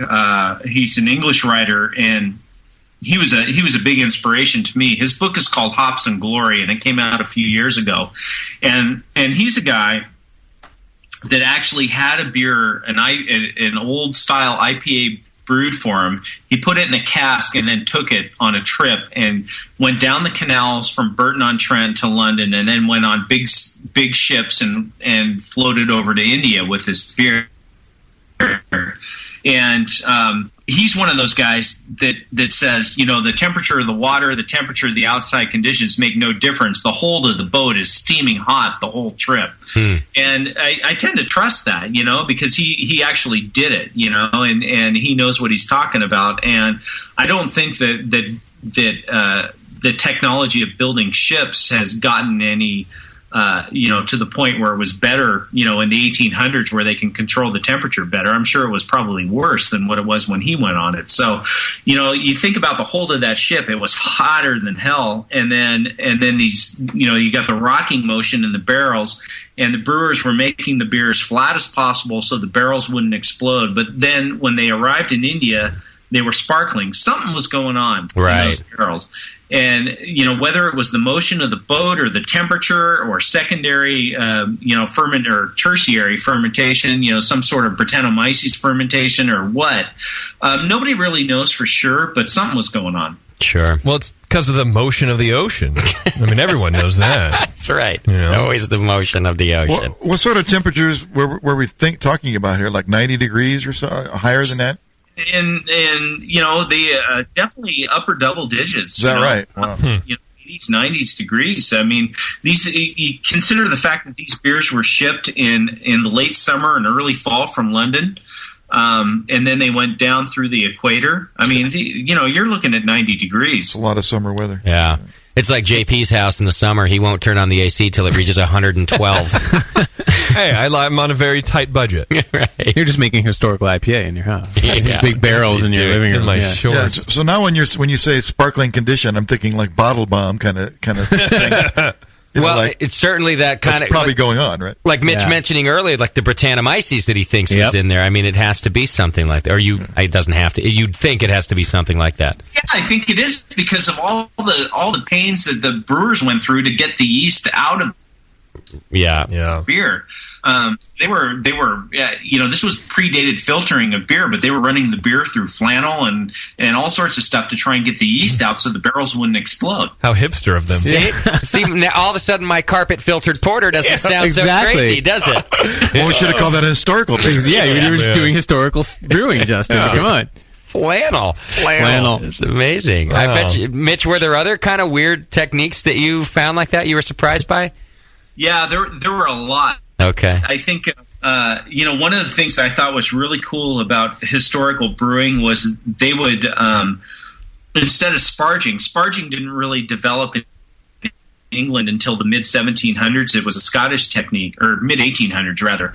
The Scottish invented sparging and lautering in the 1700s, but it didn't really take off in England until about 100 years later. So they what they would do is insteed of sparging, they would just draw all the wort off the grain and then boil it, and then they'd mash in another batch of water on top of the grain. And so it was called multiple mashing, and they create these different worts of different strengths, and then they blend them all together or blend them together to get the gravity that they wanted in the starting beer. Another thing that I thought was kind of cool, there were some people really, really strong, high gravity beers. And what they would do is after that first mash was done, they'd send all that wort that they created back in and mash it again with the same grain and try and and they would be able to get that gravity up to above 25 degrees Plato or 1.1 specific gravity. So they were doing these recycling of the wort into the grain to try and build up the gravity of the beer. And I thought that was pretty cool stuff. That's not something that people are doing today. And it was different and so out of my ballpark that I thought it was pretty cool. Yeah. There were brewers that were recycling hops. They were pressing hops off the wort. They'd put them in bags and then they'd press all the wort out and then they'd use the hops again. That kind of stuff. Okay. That is interesting stuff. And now that you mentioned sparging, I misspoke earlier, but that's exactly what I was talking about when I said I was reading in the logs. about like the first day of technique. It wasn't a whirlpool technique. Yeah. It was a sparging technique. And before, like the day before in the log, they were doing the techniques that Mitch is talking about. Oh, wow. But the day of the log that I think John showed me was the first time using this new sparging technique from Scotland, right? I wonder if they fought the wart afterwards, like the Scottish clearly must have. Right. Yeah. Yes. So, was that a statement about the thriftiness of the Scottish people in terms of getting that extra right extract out of those grains? I think a lot of the ingredients that were going to Scotland were coming through the British folks, and they were charging them a lot for it, so they had to be really efficient. Good point. Yeah, hops in particular were notorious for that. I don't know if grains were, but hops were for sure.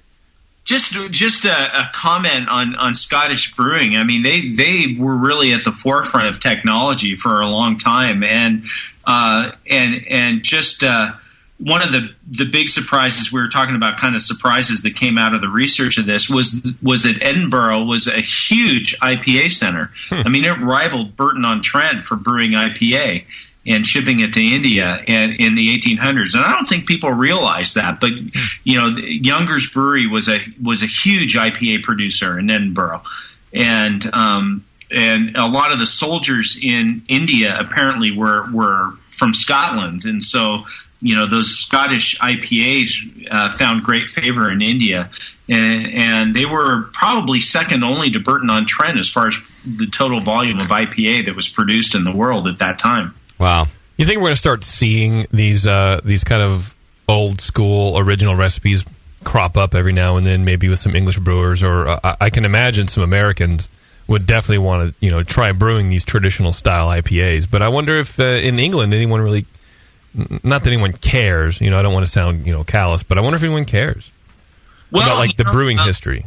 Meantime's IPA, and they're located just near London. Their IPA is definitely inspired by the historical IPA. And if you've ever had Meantime IPA, it's pale malt, and it's East Kent Goldings hops and a little bit of Fuggles hops. And they did a lot of research, and actually I talked to them quite a bit, when I was researching this book.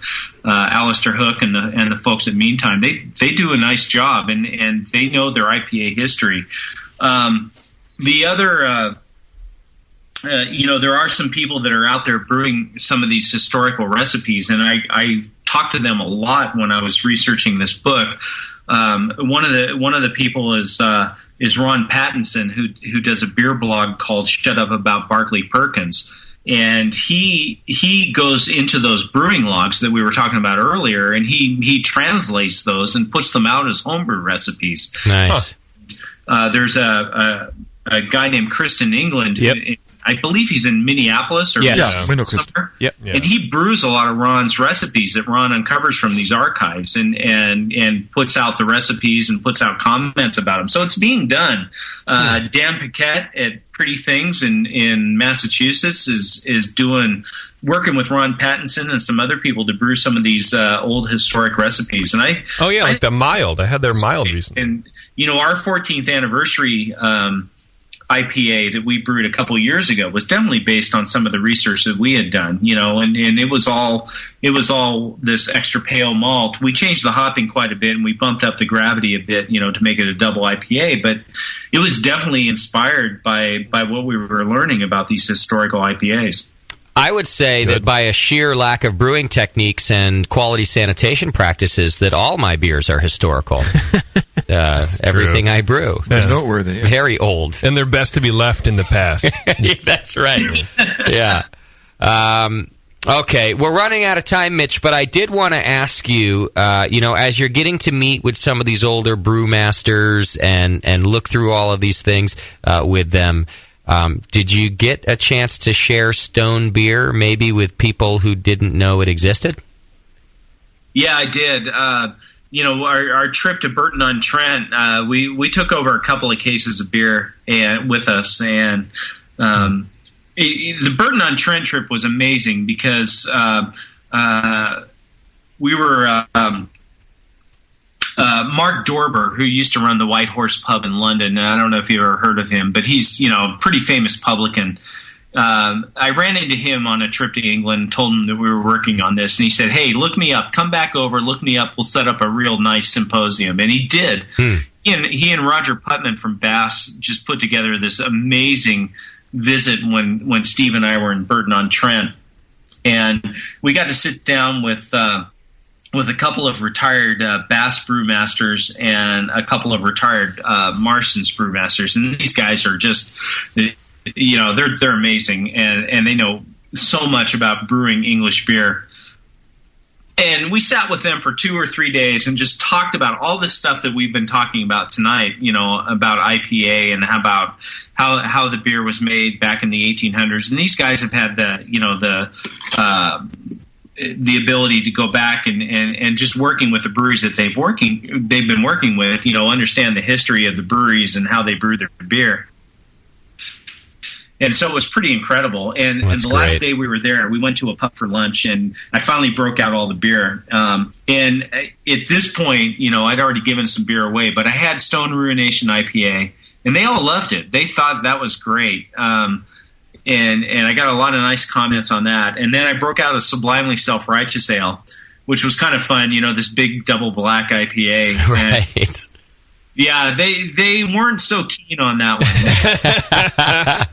They're like, "Oh my God, what the hell is this? This is, and it's funny because they didn't really have any idea what was going on in America. I mean, they look at America as being lager brewers, Anheuser-Busch, Miller Coors. That's American brewing to these folks, and I think they were kind of surprised to see what we were whipping up. Yeah, once we left the colonies, they don't give a shit. Right. Well, I'm glad you gave them one that you liked, because otherwise they'd think, wow, they brew that light shit and this really dark shit. Yeah. No wonder they're all crazy over there. Right. So it's an acquired taste, Right. That's cool. It sounds like a great experience you've had getting to write this book, aside from the work of writing it, of course. It was...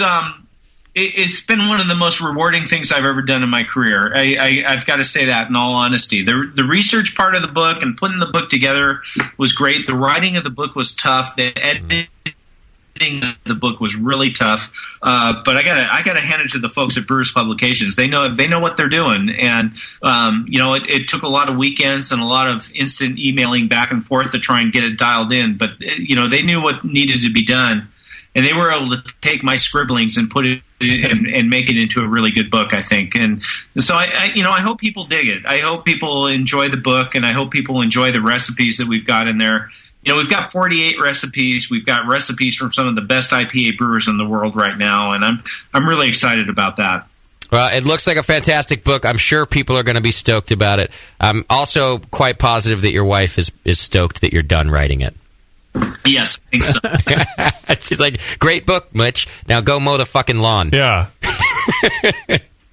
All right, Mitch. Well, thank you so much. IPA, brewing techniques, recipes, and the evolution of India Pale Ale. It's available now. It will be in our store soon, but in the meantime, you can go get it in Amazon and various other homebrew shops and different places. You can order direct through the Brewers Association, and members of the AHA and the BA always get first access to that kind of stuff. So, Mitch, as always, man, thanks for spending time with us.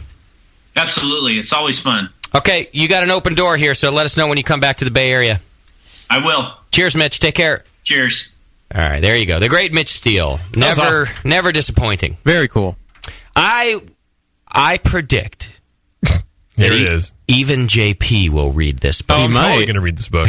For sure. 100%. Imagine please don't read it until NHC next year, and then sit right in the lobby of the hotel reading the book on IPAs. So we need a picture of this. They just won't leave you alone, I'm sure of it.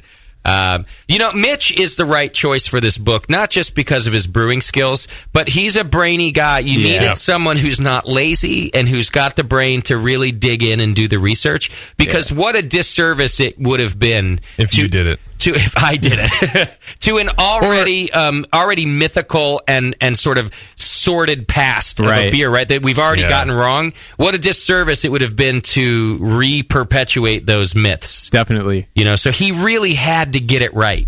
Back when I came on this show the first time in 2008 and we talked about IPAs, I was really trying to put together some information about IPA. There really wasn't a book like this, a resource like this. I think people were looking for that. I'm glad that they found somebody like Mitch who has the passion and the experience and is a hugely accomplished brewer. Yeah. To take and tie that info together. Well, it's a signature style of American brewing in many ways right now, the craft brewing in particular. I mean, we need a go-to resource. Right. You know? Well, and I think it's one of the final frontiers in historical brewing. We're both scratching our arm under our shirt. We've done the porter. We had all the style books that the AHA put out a long time ago, and they were more like pamphlets, really, or novellas. But and they had the Pale Ale book, which covered IPA, but IPA is an in-depth subject enough in itself. You can do a single book on that easily. Well, and the Pale Ale is a significant. There's other significant styles, but I think you could say none more significant right now. Exactly. And to the growth of American craft beer, for that matter, than the IPA. Absolutely, 6% of the market. Yeah. I'm actually writing one on wit. It's going to be called Wit Wacka Wacka. The wacky wild world of Wacka Wacka. Yeah, it's highly anticipated. I don't have a publisher yet, but I've started my research. Yeah. And ironically, I'm allergic to wheat beers in that way. But you know what? I'm dedicated to the cause, and I think Wit Wacka Wacka is going to be a big hit. All the tasting notes are just aroma. Yes. By Justin Crossley, an authority. It doesn't say on what, but JP, an authority. And I mean this sincerely. Yeah. Would you please write the foreword to Wit Wacka Wacka? Yes, I will. Finally. Finally someone asked I've been you. putting myself out there for years.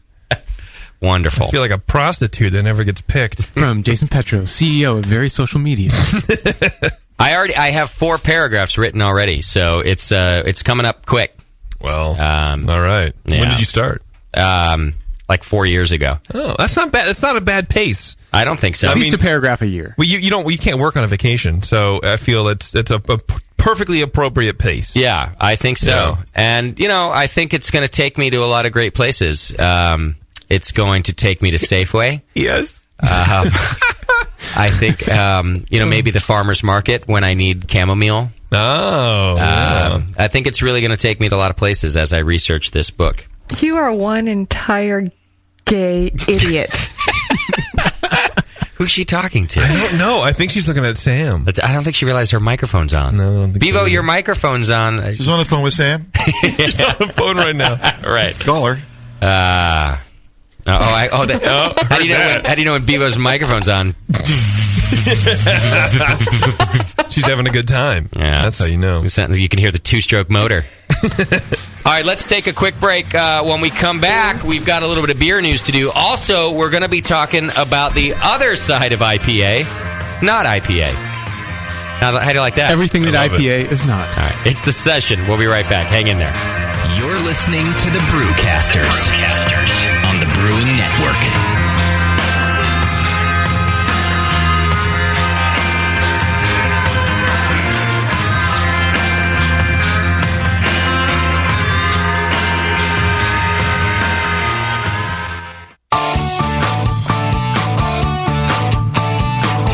What does craft beer mean to you?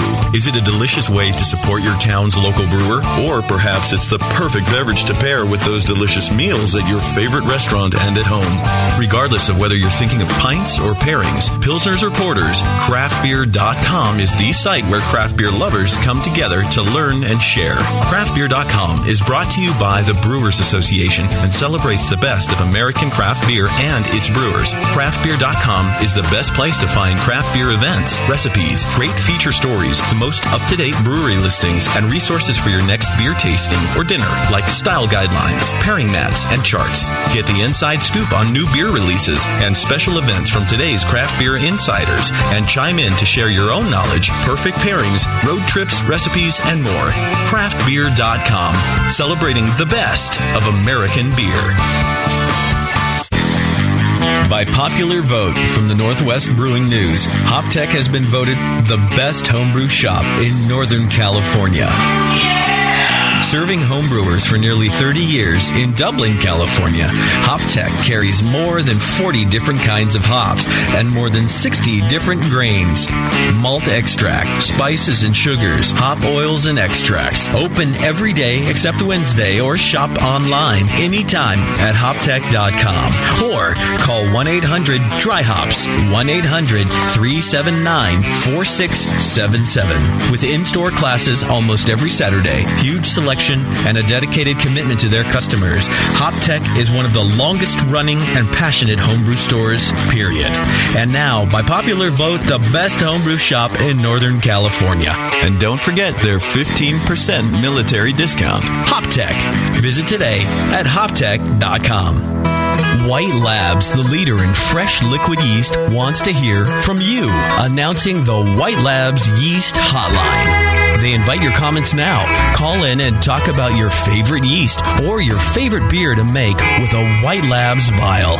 Call 347-MY-YEAST. Hi, I'm Neva Parker, Head of Laboratory Operations for White Labs. We make all kinds of yeast strains for craft brewers and home brewers. I want to know what your favorite White Labs yeast strain is and why you love it. White Labs brings your beer everything it needs for a perfect fermentation. Plus, check out whitelabs.com, the customer club, and now the White Labs hotline. 347-MY-YEAST. That's 347-699-3278. 347-MY-YEAST. And accept the invitation to talk White Labs yeast with Neva Parker herself. Call in now and tell me about your favorite yeast.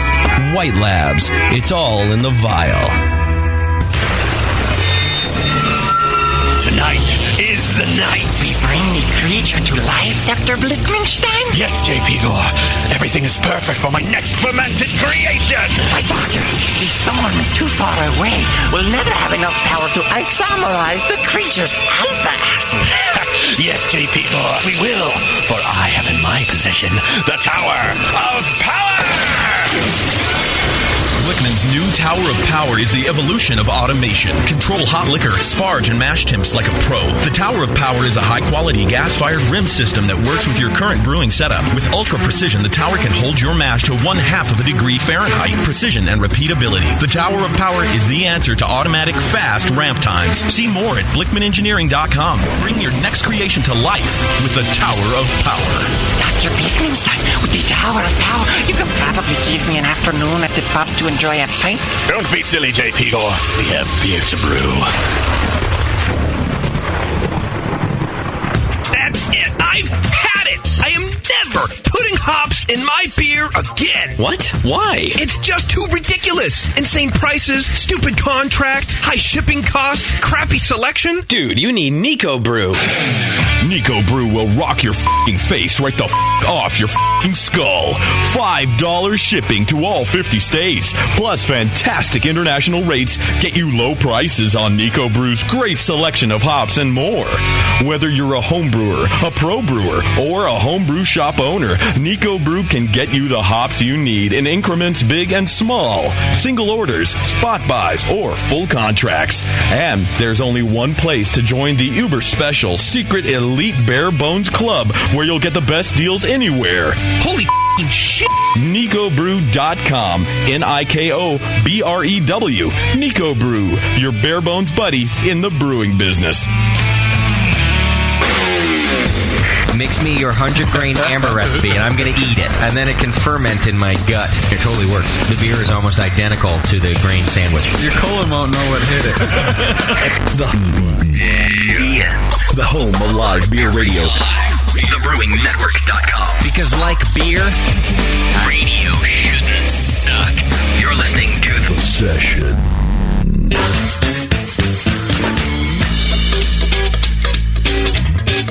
888-401-BEER. This is The Session.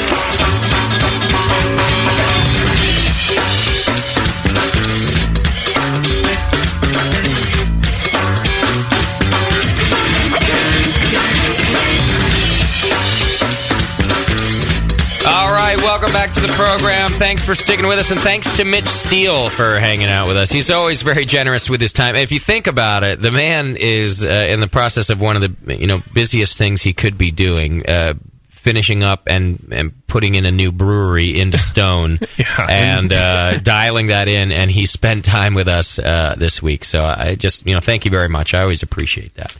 I think a lot of times people don't realize, by the way, that, brewers obviously work all week and then spend 2 hours with us on a Sunday night, and they should always be thanked for that. If you take that for granted as a listener, yes, we have a lot of access here at the BN, and I think we've done a good job of bringing people in, but it's always because they're willing to spend a couple of hours dicking around with us on an afternoon or an evening like this. So thanks to all of them, and thanks again to Mitch Steele for doing that. Hey, I wanted to tell you real quick about That Brewery Game, a sponsor of ours, and they've been with us for a little while. You can go to thatbrewerygame.com right now, and if you just can't get enough of the beer entertainment and the brewing world, you can do That Brewery Game. I highly recommend doing it at work. I mean, fuck it. You're not working anyway. That's what you're doing. Yeah, I mean, rather than spend your time on... At least you're not sleeping. And you're probably listening to us, which is already... Right.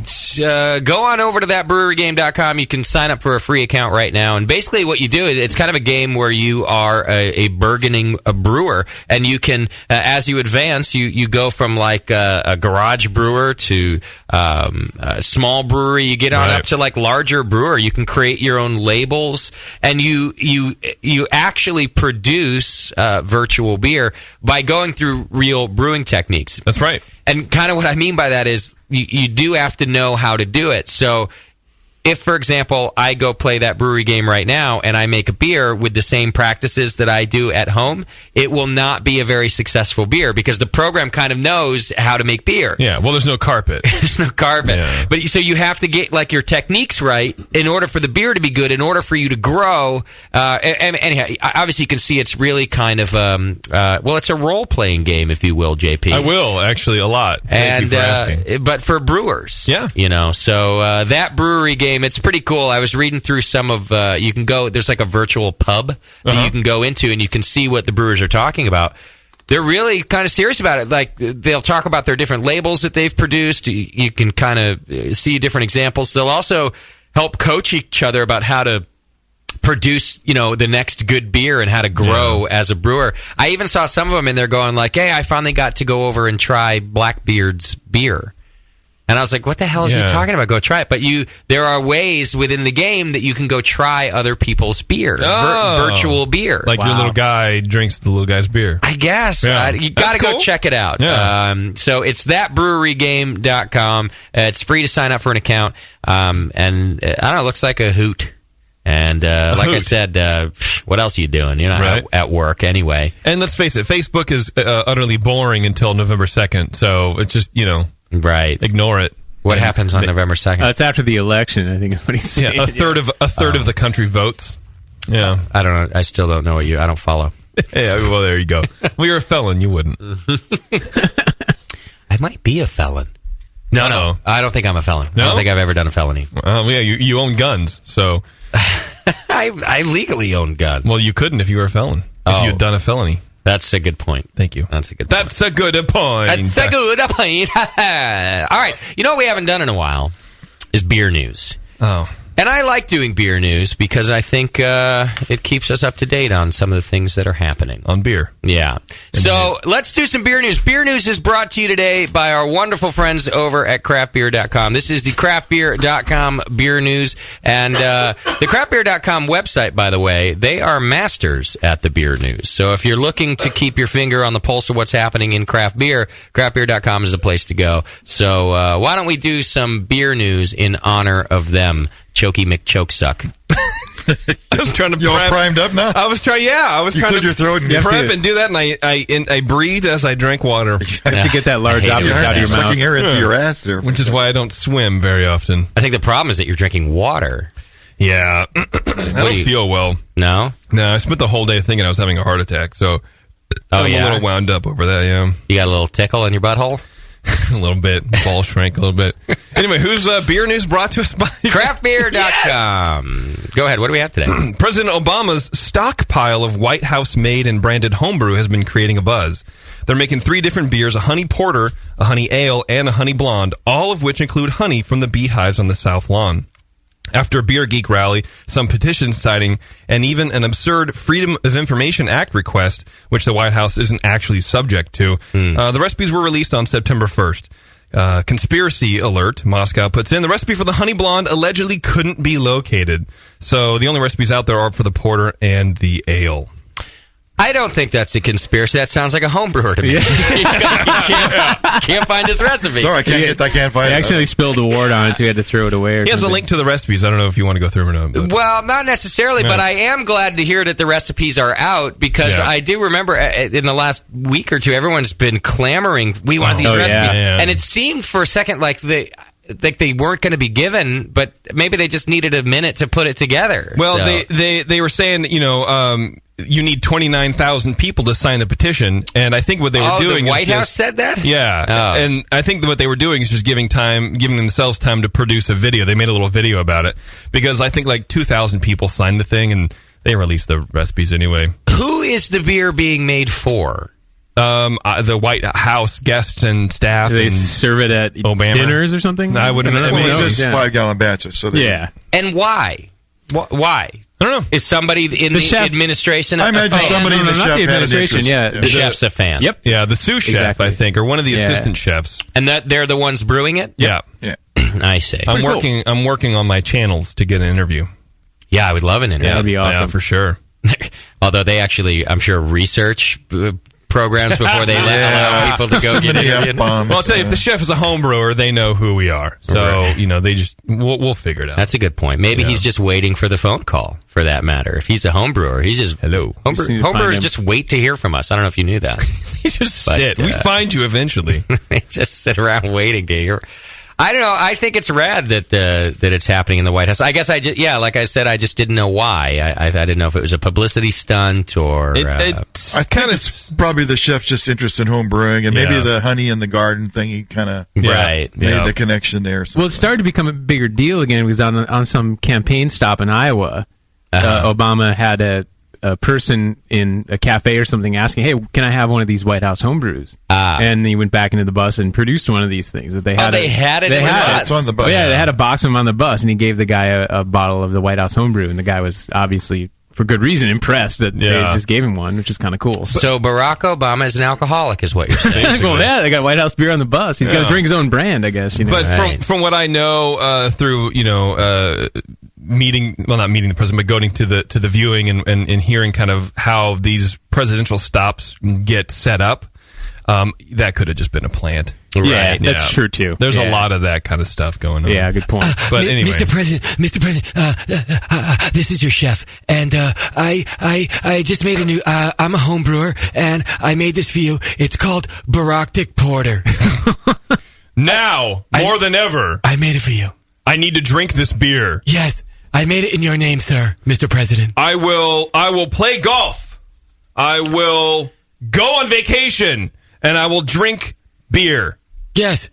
Will you drink mine, please? It's called Baroctic Porter. I don't know if I said that. Only if you re-elect me. Give me a second chance. Let me keep going. I don't know. Okay. Thank you. What is he brewing on? Do we know what his system's like? I'm sure it shows it's a kettle. They 5-gallon carboys. He's using the secondary. Chippy, if you listen to our show, he'll tell us everything during the interview. Send him an IPA kit. Okay. Aha. This is how we get in. We send it addressed to the chef with an invitation to come on the Brewing Network. Oh. We made this for you. We just made it for you. I did send a shirt or through my connection at the White House. I do have an interior connection at the White House. Oh, yeah. You sent a shirt? Yeah. Yeah, we're never going to get a photo with that. But send the kit, we might get an interview. I will. That's a good idea. I'll do that. Let's try that. I'll do that next week. All right, what else is in the news? The BA has announced the introduction of a new draft beer quality website called draftquality.org. Draft Quality Beer Manual is available for free download. The second edition is available in printed form through the BA's online store. The website will be updated on a regular basis with news, upcoming events, and other resources to support the industry and further the mission of improving the quality of draft beer for all beer lovers. Visit draftquality.org to learn more. I guess it's Drow Quality. DRAUGHT. Yes. Uh-huh. How do you tell me how you pronounce that? Because I never know. I always say draft. I think we've been told that it's both. It actually, really? that there isn't a rule for it. It could. Why not drought is not wrong. Then why not just say draft and spell it like DRAFT? Because we're stupid. I don't know. What do you want from me? I don't know. So what does this quality site do? I don't understand. It just teaches you how to take care of your lines. And all that kind of stuff. Yeah, that's fantastic. Great free info. It's awesome. I mean, we as homebrewers, we put so much quality, so much time and quality. I'll underline that again into our beers. I do. Supposedly, You're right. Why not put that kind of same love and care into your draft line? So I love it because it's kind of been a scattered resource, and I think that's indicated even in our interviews. As soon as it comes up, someone's always like, "Well, how often am I supposed to do it, and how what's the right way?" And people are always like, "Well, it just depends on the beer. You got to look into this." So, I like a main resource. Yeah, it's one that the industry's needed for a long time. I mean, there's a lot of scattered information. You're absolutely right. I hope that there's a place on it that we can report pubs that have not. Wouldn't that dirty be line? No, but isn't that a good deterrent? It's like Yelp for brewers. It's like Megan's Law. Yeah, you got to post that. I think it's important information, and you could avoid it by doing it right. We need a TV show where we go and bust these people, like Kitchen Nightmares or something, where we go and... No, like To Catch a Predator. Oh, hello, public. Why don't you have a seat here? Yeah, come on in here. Can you tell me what's going on with your beer? I don't know what you mean, Chris. Well... What did you have on tap before this Pilsner? Yeah. Rodenbach? I thought so. Yeah. A tangerine wheat? Yeah. Don't you think you should have checked the lines? Oh, I was going to. You were, huh? Mm-hmm. I don't know. This one's from Prague. The Czechoslovakian hop harvest is expected to plummet by around a quarter this year due to bad weather. Yikes. The Czech Republic is one of the world's top producers of hops. They ship to 80 countries, including Japan, China, Germany, and Russia. Which would be kind of odd if they didn't ship to Germany, I guess. But the Hop Growers Union there said that they show a much lower yield than normal. They cited freezing temperatures in February and a draft in spring, maybe. But they also say there's a ton of supply from the exceptionally high harvest of the previous 2 years, and that prices are unlikely to rise. Oh. Here's a fun fact. Czechs are by far the biggest beer drinkers in the world per capita. Apparently. Excluding the people in this room. Well, yeah. 25% drop? Is that what you said in the beginning? 29%. Ooh. Well, he says around a quarter. The reports I've read are 29%. Really? Or maybe there's 24. Let's say around a quarter. Okay. Yeah. That's fine. That's a lot. But I guess surplus is good in the previous 2. I didn't know there was a surplus in the previous 2 years. I thought it's been bad there for a couple, but... I think that was like 3 or 4 years ago, and things kind of rebounded. Okay. Rebounded. Well, it's a good thing I'm done brewing my Czech-style pills for the year. It's just perfect timing. Yeah. It's all about me. Speaking of you, hard cider is having itself a renaissance. I love that guy. Heineken has announced that it's taking over the U.S. distribution of Strongbow, the number 2 alcoholic cider in the country by sales. Aren't you a fan of Strongbow, JP? I do love Strongbow, but I'm much more of a fan of Blackthorn dry cider, Justin. Okay, carry on. Miller Coors acquired Minneapolis-based Crispin Cider Company earlier this year, paying about $40 million for a company that produced its first cider in 2008. AB InBev launched a low-calorie cider under its Michelob beer brand in May. A month before that, Boston Beer rolled out Angry Orchard cider nationally. I did not know that was Boston Beer. See, they should advertise with us, and then everyone would know about it. People would know. Yeah. I didn't know about that. Yeah, especially a big cider fan like myself. Yeah, I would try it. Yeah, for sure. A Sam Adams cider? That's a great idea. I hear it's actually pretty good. For me, it's I don't know. It's too high. It's high in alcohol. It's like 7%, isn't it? Or I like that. I don't know. I haven't tried it. Pretty typical. So I like my cider. Oh man, I love. Yeah. Cider sales volumes at U.S. stores have surged 56% this year. Is it just the popular thing now, or is it the gluten intolerance thing? It's probably a little bit of both, but I wonder if it's a shift in just kind of something new. People are tired of big beers, I think. Right. I think the gluten intolerance is a conspiracy. It's a myth. It's a conspiracy. It's on your head. It's by the Gluten-Free Association. Someone's making money on it. I wish I was. Angry Orchard, Michelob Ultra Light Cider, and Woodchuck Cider have accounted for about 85% of cider's U.S. growth this year. Miller Coors says the sales of its Crispin cider are growing at 150% clip this year, and thinks U.S. cider sales industry-wide could grow fourfold over the next 5 years. Wow. And I've read that on some blogs and on Twitter and all that kind of stuff, that cider's quickly becoming the next big thing. Wow. Wow. Yeah. Tasty, you should open up a cidery, Tasty. Aren't you I don't like cider. What would I do? You would make money. How about a brewery? What? You would make money. Make money. You know who makes fantastic cider is Beardy. Oh yeah? He's Oh my cool. God, dude! He had this wild fermented cider. He just pressed apples and let it sit outside overnight, and it was phenomenal. Did you do that at your house? No, at his house. Oh, yeah. I want to try it. It's gone.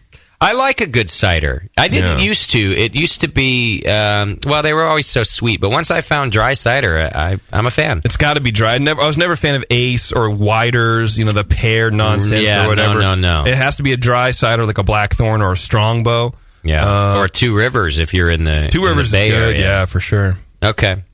All right. There you go. That's it? That's it. Beer News brought to you by craftbeer.com. Go check them out. All right. So I went down to a hippie show in Berkeley on Friday. Oh, no. They do those in Berkeley? It wasn't very good. Was it Ashkenaz? It was okay. It was at the Greek, which I like. It's a good venue. Yeah. It was Beautiful Edward venue. Sharp and the Magnetic Zeros, who I like, but I don't know. It was a little pretentious, Anyhow, the highlight of the night was that I stopped by Triple Rock beforehand. Good old and Triple Rock. They had a whole bunch of beers on tap that they're sending to the GABF. And after sampling a few of them, I'm going to admit that I have high hopes for Triple Rock this year. Oh, yeah. I think 750 is right on point right now. I think. 750. Wow. I had two pints of that. What is that? The name is a piss take on 1500. Roger Davis introduced it when he was a brewer there. It's a really hoppy, dry hop pale ale. Got it. Real nice beer. Because it's half of 1500? Yeah. It's the mind of Roger. I get it. Imagine that. Yeah. Right. It was a great beer. The other one, although I'm not sure they're going to do too well in the category because it's such a broad category, but their rye beer. Yeah, Rye Smiley. Holy cow, that was a very nice beer. And you've heard me bitch about rye beers in here before when people just use too much of it. I think they did a wonderful job on that beer. I think the reason it's not going to do that well is that the judges will comment about the lack of rye. Whereas I think it's the perfect balance of rye. That's how they should be rewarded for that. Yeah. So, I'm speculating anyway. Again, great hop character, nice dry beer, really let all that wonderful stuff come through. I mean, a little bit more ethanol, of course, than something like 750, but right. I think it had enough rye that hopefully if there's good judges that happen to stumble upon that one, they'll catch it, They have a strong lineup for GABF. I agree, though. Really good stuff. Now, the other beer that I had there, of course, was Nathan Smith's beer called Loose Change. And right when I walked in, Jesse, the manager there, said, this is the beer you got to try. And Nate, he was right, man. Good old Jesse. I pay him off for that kind of stuff, Well, you've outdone yourself again. Thank you. Now, this is a Pro-Am entry for the GABF. Yeah, the 5th year in a row I've done Pro-Am stuff with Triple Rock, and I keep losing. They keep inviting me back. They're crazy, I think. I think they're committed to you. They are, which is nice of them. They better start paying the judges or something. The people are the judges, aren't they? Yeah. No, it's actually judged by... it's judged by... Pro-Am is judged by judges, but I bet they're homebrew judges. So. Now, not the pros. I have high hopes for this beer because of the quality of it, and also because of the uniqueness of it. So it's a 2.5% ultra session beer. 2.5%. I think you've invented a new style. Ultra session, super session. Ultra is probably the best one. Yeah, it's a 2.5%. It'll sell better. 2.5%. Yeah, 2.5%. My take on a traditional Scottish 60 shilling, which is known to be a very low alcohol, traditionally served on cask type of beer. But how low is it traditionally? Traditionally, it can go up to that low. Really? Okay. Yeah, it can be that low in alcohol. So this was a nod to that tradition. I've never actually been to Scotland, but Jamil talked about the style years ago on Brewing Network, and that reinterested me in trying this. I originally started brewing them so I could grow up yeast in a very low alcohol beer for other higher alcohol homebrews later. And then after iterations and iterations of this beer, really fell in love with it as a nice session ale. Yeah, so counterpoint to IPA, we were talking about earlier, this is everything that IPA is not. It's malt forward, very low in alcohol, session beer with very little hops. Good. This particular beer had 1 hop addition, East Kent Goldings, 15 IBU. That's it. When was that added? 60 minutes. Okay. And you didn't hop it again? Didn't hop it again. Can we try it while we're talking about it here? Yeah, absolutely. Brought a growler of it from from Triple Rock. Got that yesterday. So this is the Triple Rock version you have right here. Now, what I really liked about it was the body of the beer, as well as the SRM of the beer, and being a really low alcohol beer like that. The SRM. I felt like the flavor was unexpected. How so? Like I don't know. I just felt like I was sitting in a marketing room and someone was like, "Unexpected." Thank you. Nate's Loose Change, the new fragrance by Nate Smith. Loose Change. Unexpected. It's unexpected in the sense that I expected it to be thinner and lighter, and not have the mouthfeel that this beer has, and definitely not have what I would consider a pretty bold flavor at 2.5%. Whenever I've raved about low alcohol beers, they've come out of squatters. Right. Almost exclusively. I have not really raved about another low alcohol beer that hasn't come out of squatters.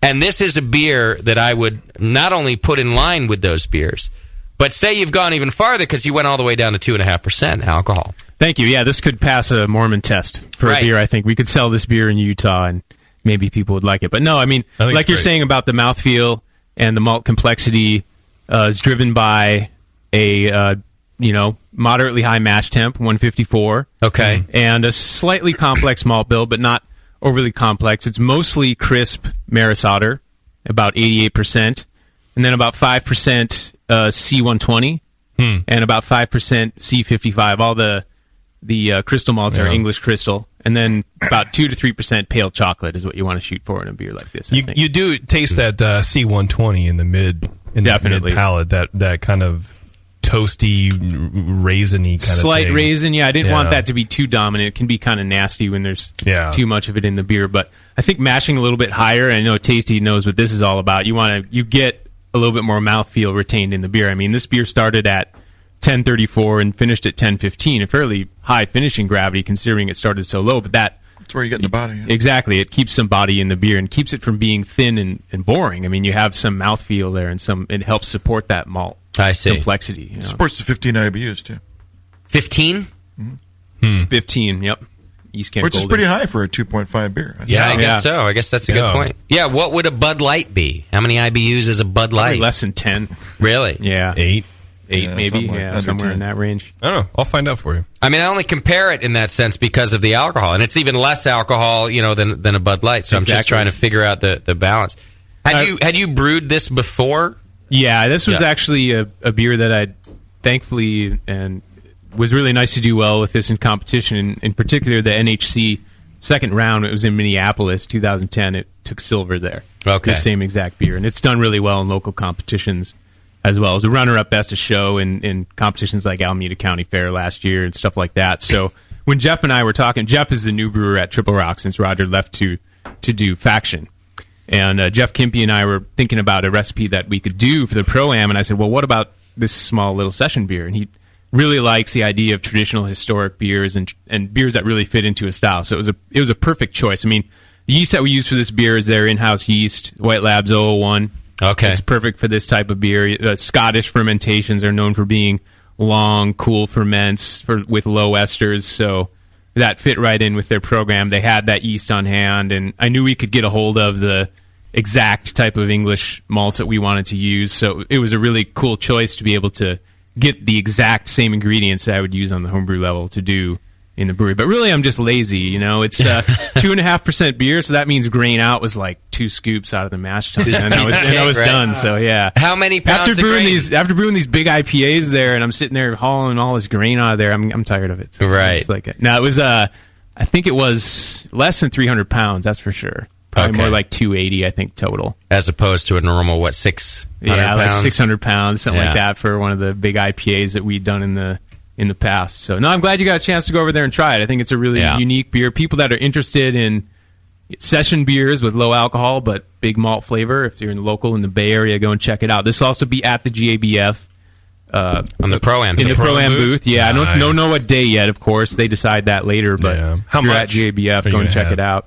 I would say that if this style of beer, and it would have to be this well done, were in more craft breweries and pubs, we would convert more craft beer drinkers. Yeah, all the way. Do you know? Because I hate that mistake of offering a non-craft beer drinker the first IPA on the menu, or even another type of beer that kind of just reinforces the fact that they don't like these beers because they're not very drinkable, or they have too much of this or that. This would be the color of it is perfect because they go, I don't like dark beer. Just try this, okay? Try it because it's not going to taste like a dark beer to you. And then the whole experience, the mouthfeel, the flavor, the low alcohol. This would convert people. They would go, oh, well, if more craft beer tasted like this, I would be a craft beer drinker. Yeah, it's non-offensive to a non-craft beer because it's not dark. I mean, it's maybe a light brown it's or Newcastle colorish. I was just going to say, and then you can integrate other better beers that are similar but maybe a little more alcohol-y. Like a Newcastle. What do you mean? Not better. She just called Newcastle better than I'm beer. saying better than Bud Light. Oh, okay. Right. Dickhead. Wow.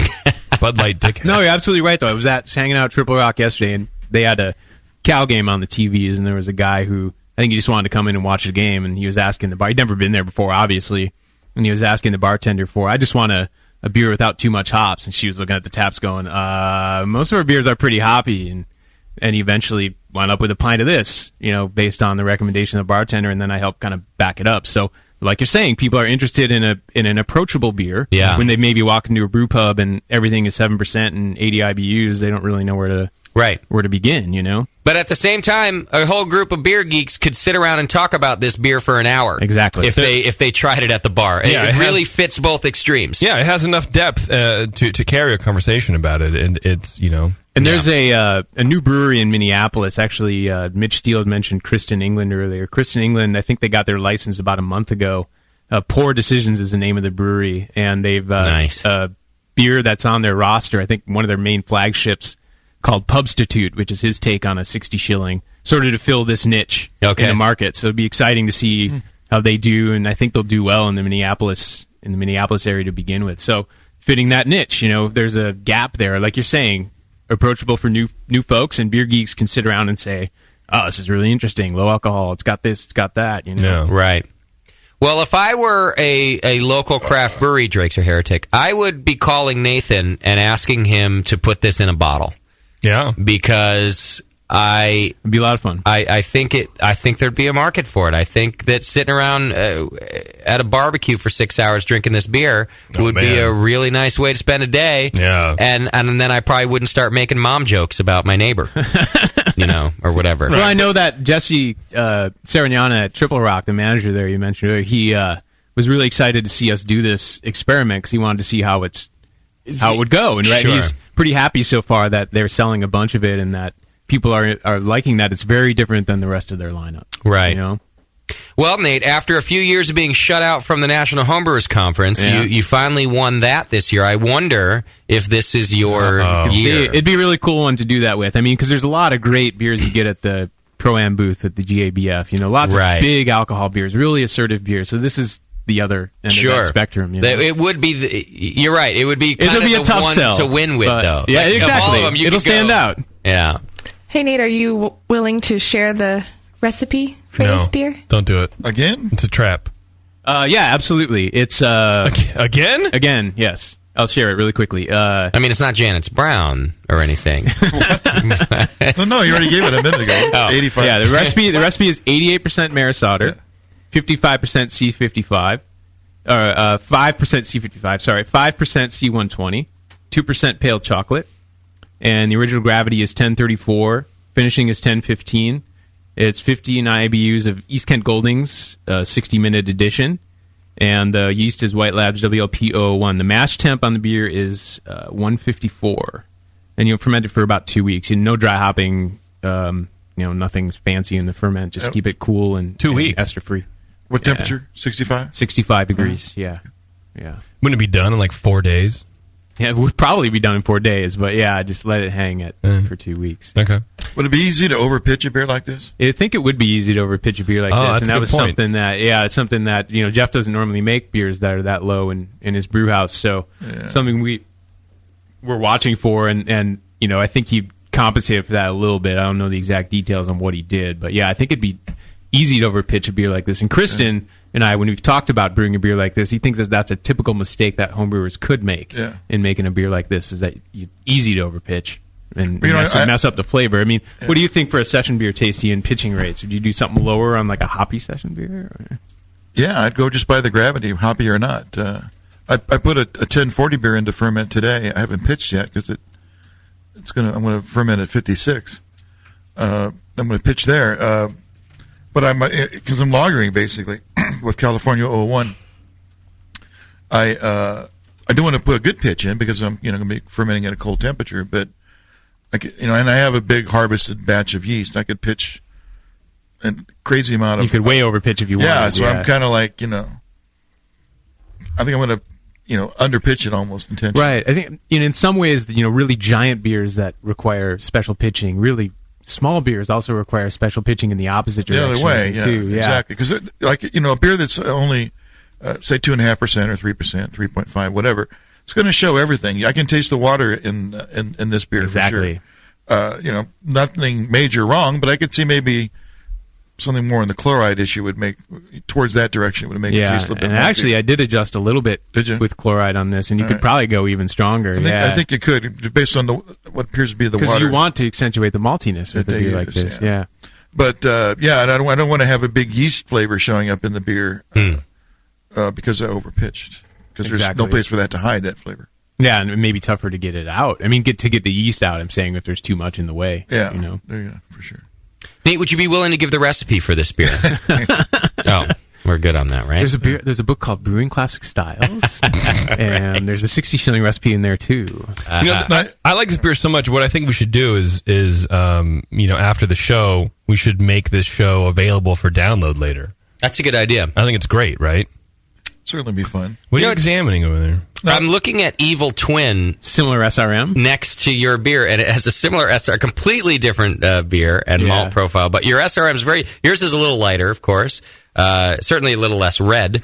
But it's a similar SRM. CERM. Which is interesting. Semi-CERM. I think there's pale chocolate in the Evil Twin. Oh, yeah? Yeah, okay. I think so. Well, it's a great beer, and do you have your homebrew version of it here too? I don't. No, I haven't brewed it in the last month or two. I need to rebrew for fun, but that hasn't happened recently. Yeah. Well, it's a great beer. If you're looking for ways to plug in recipes to your system and figure out great beers like this, go to beersmith.com. You get a free 21-day trial of the Beersmith brewing software. It's fabulous software. It's the only brewing software on the market right now that's completely up to date for homebrewers and professional brewers to use also, but available to homebrewers. It's really just an amazing piece of software, and Brad over there at Beersmith does a great job keeping it up to date. It's a pretty new version that's out right now, and it's like I said, a free 21-day trial version, so you don't have to take our word for it, but I think you'll find that all the different features are pretty amazing. You can easily design world-class beers at home. Make your brew day easier, design a recipe in just a few minutes, and then generate step-by-step brewing instructions that tell you how to brew your beer, which is one of my favorite parts about the software, because when you don't brew very often, getting step-by-step instructions, it's really awesome to be able to just print that out and go, all right, this is the next. Yep. You just forget stuff, Yep. So it's pretty cool. Build recipes quickly. Also, you can go to the blog.beersmith.com, and Brad does a blog, plus a video blog where he's interviewing a lot of people on there. And there's now a recipe trading website, too, all through beersmith.com. And there's literally thousands of recipes that you can go get there. So doing really cool things over there. Just go check it out. Get your free trial now, beersmith.com. Check that out. Hey, Beaver, somebody sent in a song for you. Awesome. Hey, Beaver, you just turned 29 and you got called Beaver. He's called me Beaver since I was 21. I know. Yeah, I did. But now you're old. Now I'm an old Beaver. Oh, man. That thing's seen some use. Oh, my God.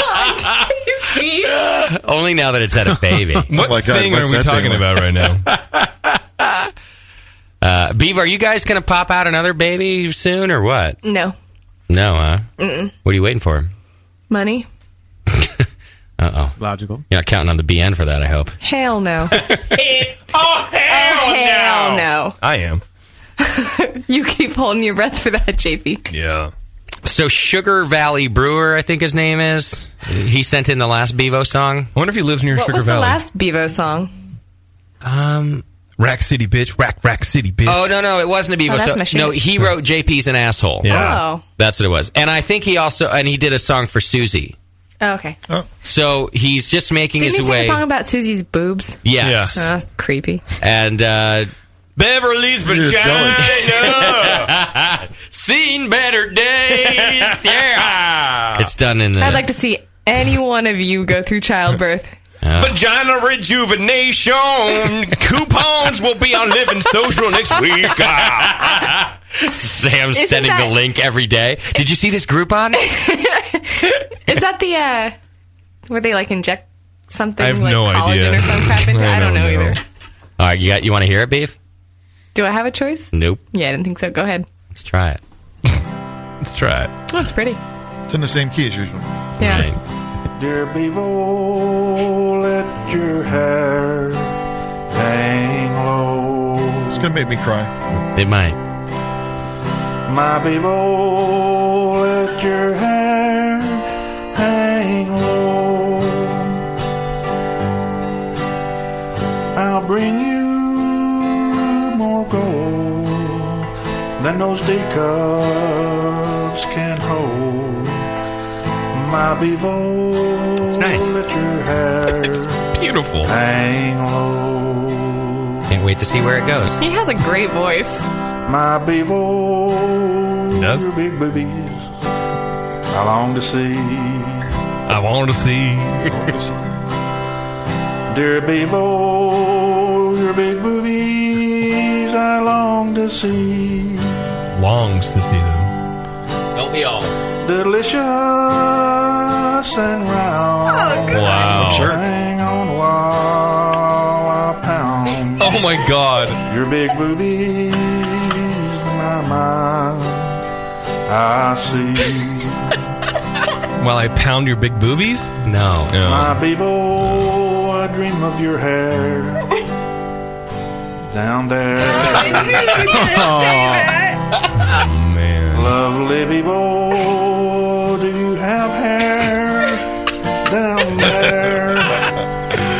Got a few basic questions to ask. Right. When I'm whacking my wang, wow, it won't do a thing till I'm dreaming of your hair down there. Wow. He loves him some Bevo. Sugar Valley does it again. That's beautiful. What a beautiful tribute, Bevo. How red is my face right now? Not very, but I thought it was a beautiful It's tribute so to her What's it Sugar like down Valley. there? That's what we wanted. From Sugar Valley. Wow. Yeah. Good thing He it wasn't really does creepy have at a all. Great voice, but Yeah. Well, he should be doing the Lord's work, I bet. wow. Yeah. Didn't the voice didn't help out the content for you? Oh, that was so wrong. You want a towel? No.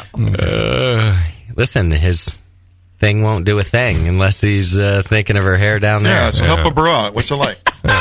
Right. Is there hair down there? Did I turn your microphone Are you off? waiting for an I wonder answer? what's happening. The button's broke. It almost seems as if I've turned the microphone off. Depends upon the day of the week. Oh, I see. So Monday, no. Tuesday, full bush. she's like a dude. Yeah. She gets five. Aren't you Italian? She gets 5 o'clock shadow. Okay, let's not talk about this. Please stop. I shouldn't even have gone there. Finally pushed her the breaking well, I think point. there could be another song in this. Oh my gosh. I'm so flustered. Well, good job, Down Sugar. there. Letting me listen Right. to that first and, giving me a heads up. Dick. It would ruin it all.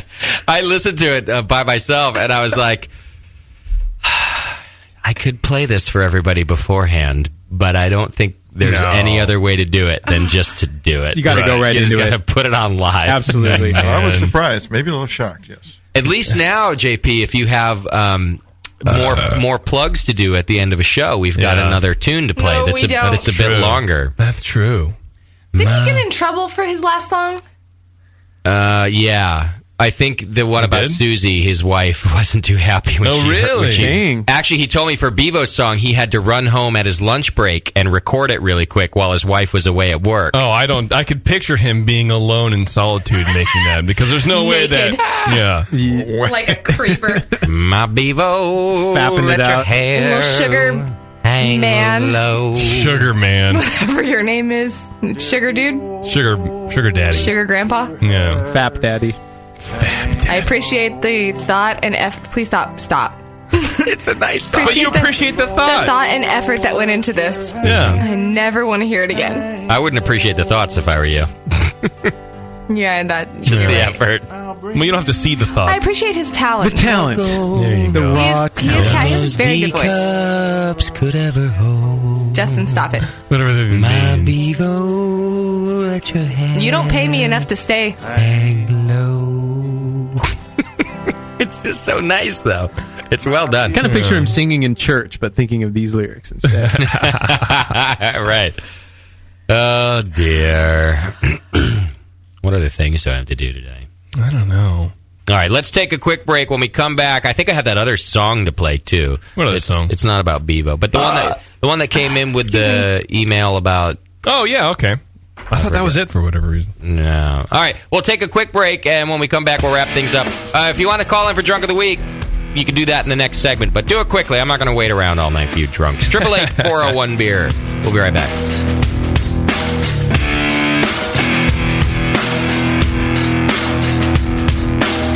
You're listening to the Brewcasters. The Brewcasters on the Brewing Network.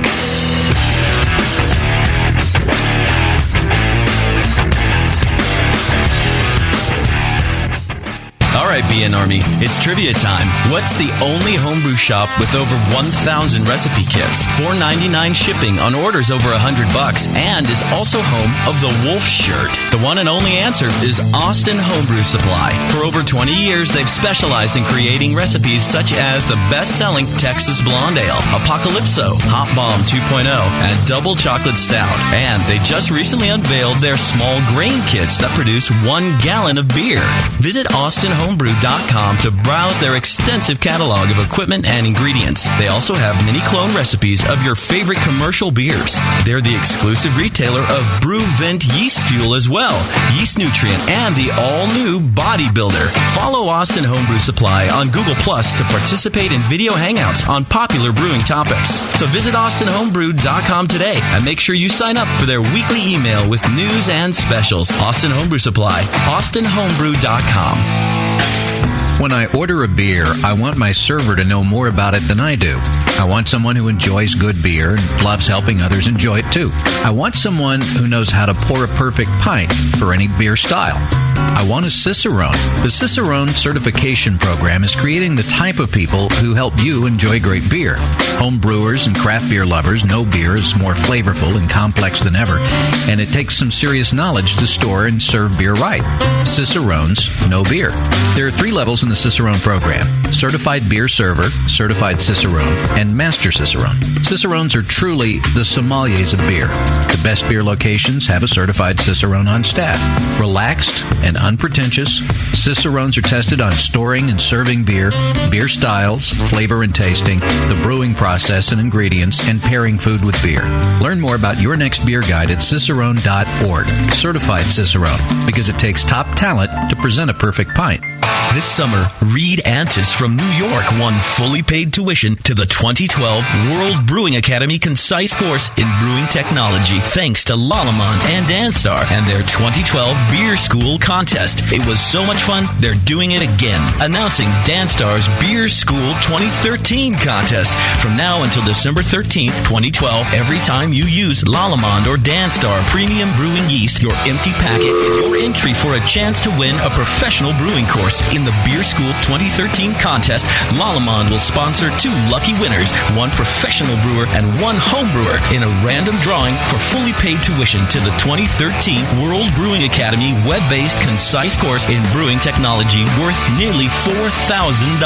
This course will change the way you think of beer and brewing. Get your official entry form and rules at danstaryeast.com. Get brewing with the dry yeast advantage from Lallemand and Danstar. Visit danstaryeast.com. When Michael Fairbrother started moonlighting, he had no idea how quickly his dream was going to grow. Having homebrewed for 15 years, Michael decided to go pro, but not with beer. While attending his homebrew club meetings, he saw ladies knocking their men out of the way to try his mead. Moonlight Meadery is now 2 years old and can produce 200,000 bottles a year. It's the first New Hampshire winery to ever distribute to California and Australia. In fact, you can now find Moonlight Meadery meads distributed nationwide. And they ship direct, too. They produce 56 different varieties of mead and are unlike anything you've ever seen on the market. Michael Fairbrother at Moonlight Meadery is a real success story that can make the BN Army proud. Visit Moonlight Meadery in Londonderry, New Hampshire, or online at moonlightmeadery.com. Moonlight Meadery. Romance in a glass. Did you know the Brewing Network's very own Code Writing Fool's son, Ryan Wolf, has opened a beer mecca in Missouri? The Wolfbrow House of Beer has hundreds of beers from all over the world and is conveniently close to I-70 in St. Peters. Free tastings Saturdays 4 to 6 p.m. featuring special guests from local breweries. The best build-your-own six-pack around with every style represented. And kegged craft beer available for your kegerator, too. There's always something new at the Wolfbrow House of Beer. New and hard to find beer every week. No two visits are the same, just like passing out at the Rat Pad. Hi, this is Ryan from Wolfbrow House of Beer. Mention the Brewing Network when you stop in for some cool free stuff. Mention JP for a swift kick in the ass. The Wolfbrow House of Beer. Beer with personal service from a member of the BN Army. This is Code. Visit my son's shop or I'll yank the BN website down. www.wolfbrow.com. Live Beer Radio, the Brewing Network. The Brewcasters. If you're just starting, don't be discouraged by all this stuff. It's so easy. Just throw it together. Put some sugar and some water and some yeast in there. Yeah. Beer. Brewing Network.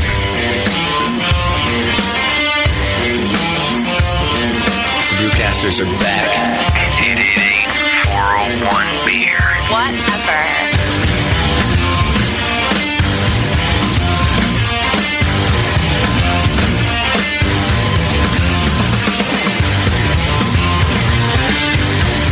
All right, welcome back to the program, and thanks for staying with us. This portion of the show is brought to you by our friends Stu Stewart and Bamberg Beer Me.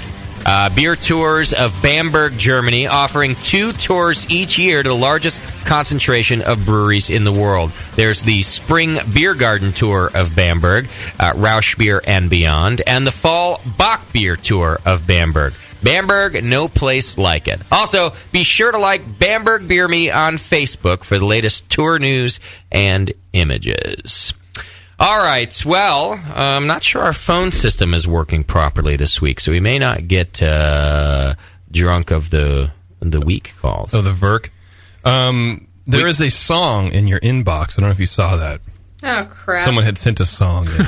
Today? One? Yeah, just right now. Bevo's feet are the best. A little hairy, but nothing a bick. Can't take care of. Oh, God.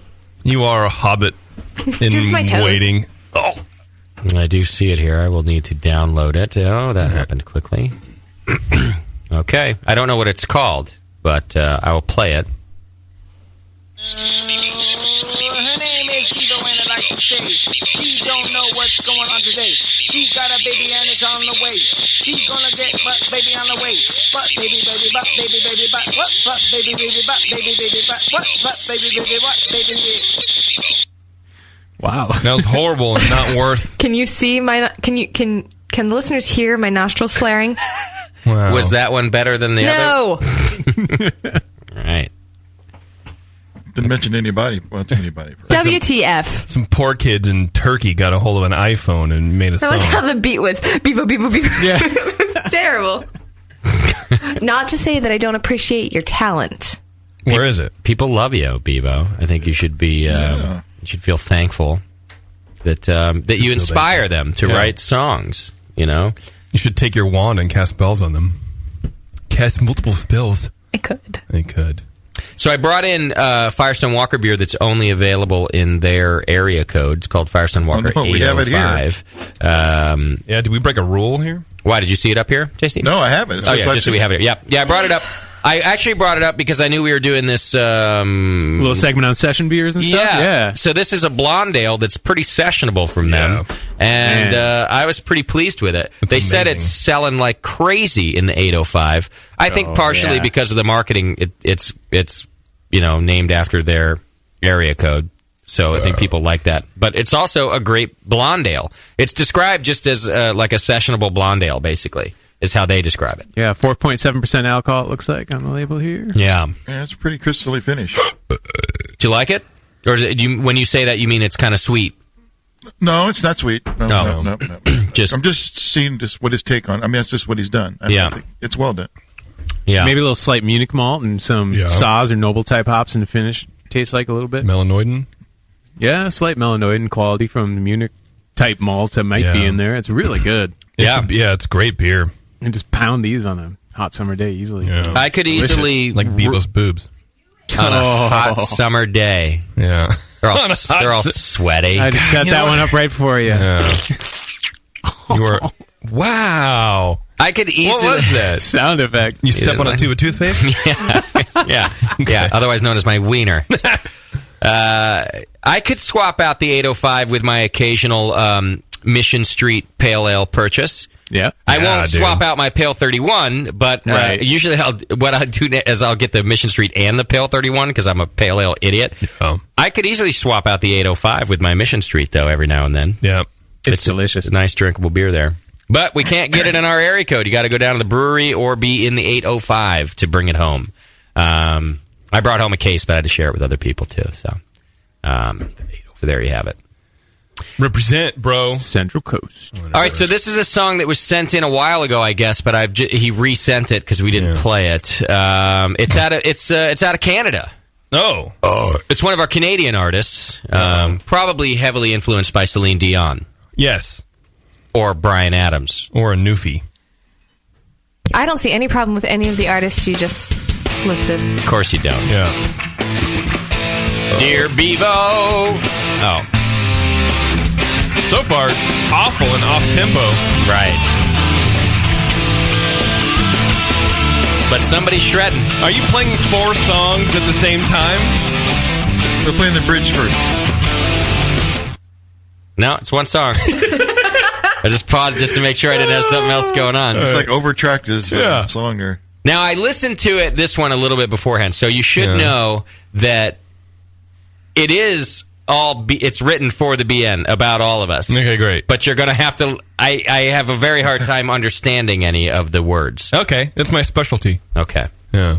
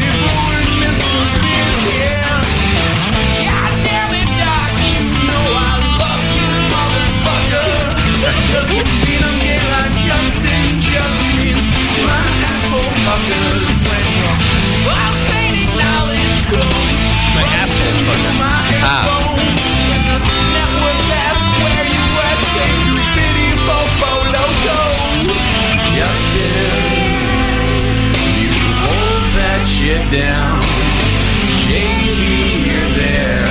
We're sure glad you're there. To all of the end, a great big hug. There's a chick singing too. Little chick backup singer. Teddy bear blood. Bevo's tits rock. Bevo's tits rock.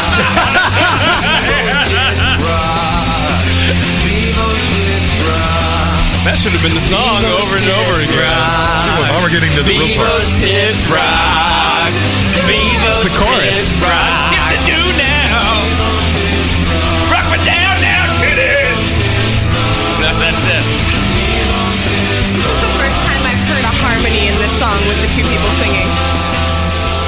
your tits too, I guess. Still not a good harmony. Maybe she's singing Mixolydian Not scales. to say that I don't appreciate their talents. Does Canada have talent? Well, they appreciate your talents. Even if one's engorged. Yeah.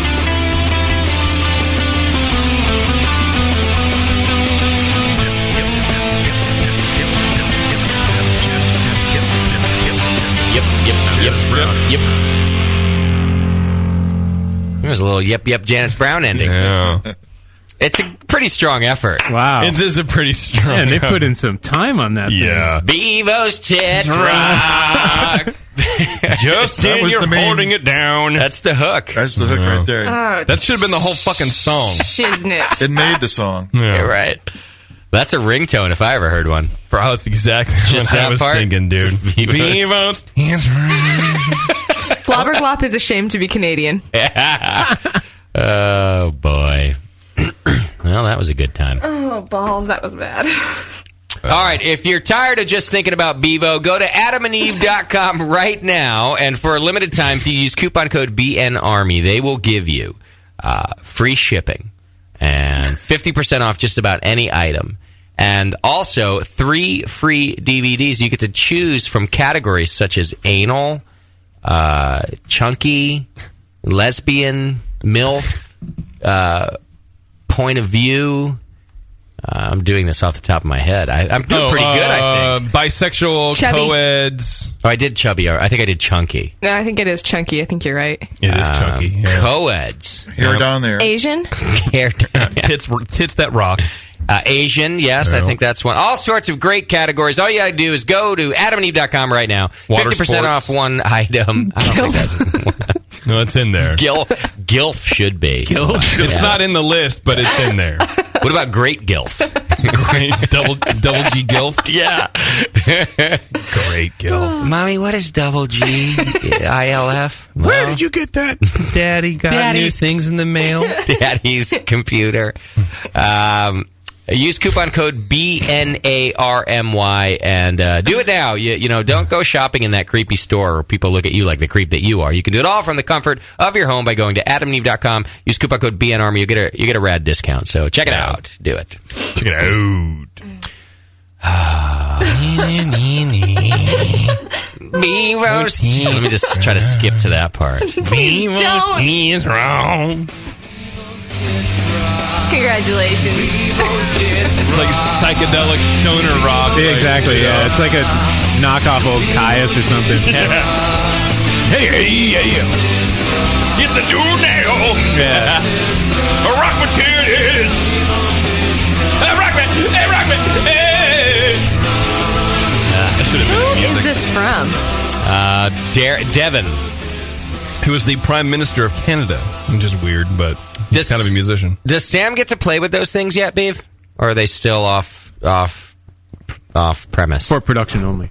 They're still for production only. Production only. That sucks. How long before Yeah. that kid gets to play with them?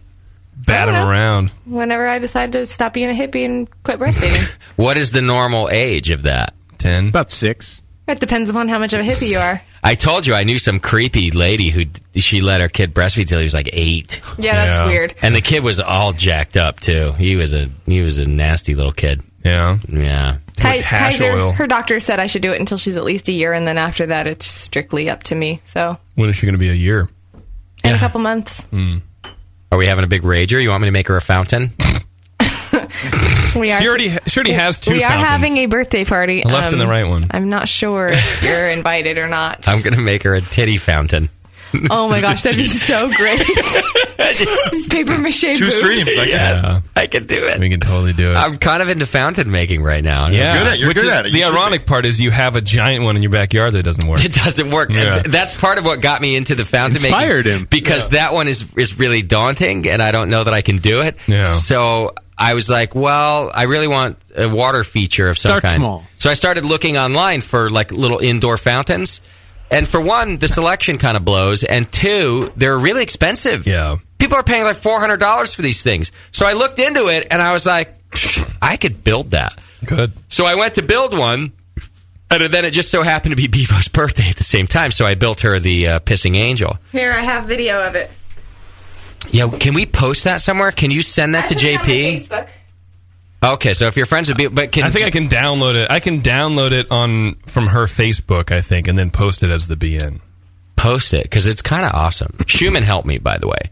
So now I could totally make you a booby fountain for baby Esther's birthday, if you're into it. Will it go on the front porch with the angel fountain? Whatever. We'll need you to model. We need some still photos. I'm an artist, and I want it to be accurate. Exactly. So I'm going to need you to model.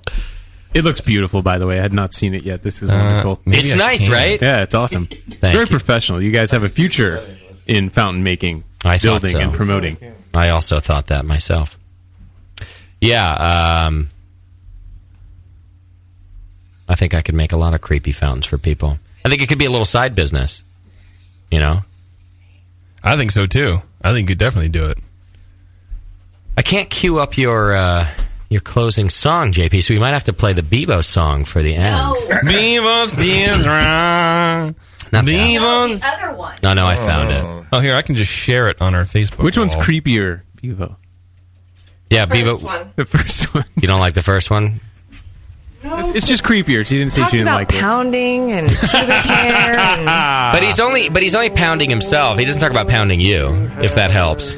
No, I think he said like her boobs are to hold on to while he's pounding away. No. He said that he's thinking of them while he's pounding. No, we need to find this point. Okay, well, we'll listen to the whole thing. All right. Oh, for the love of Jesus. Trust me, I've listened to this song a few times. Listen, I've pounded it to Bevo's... Never mind.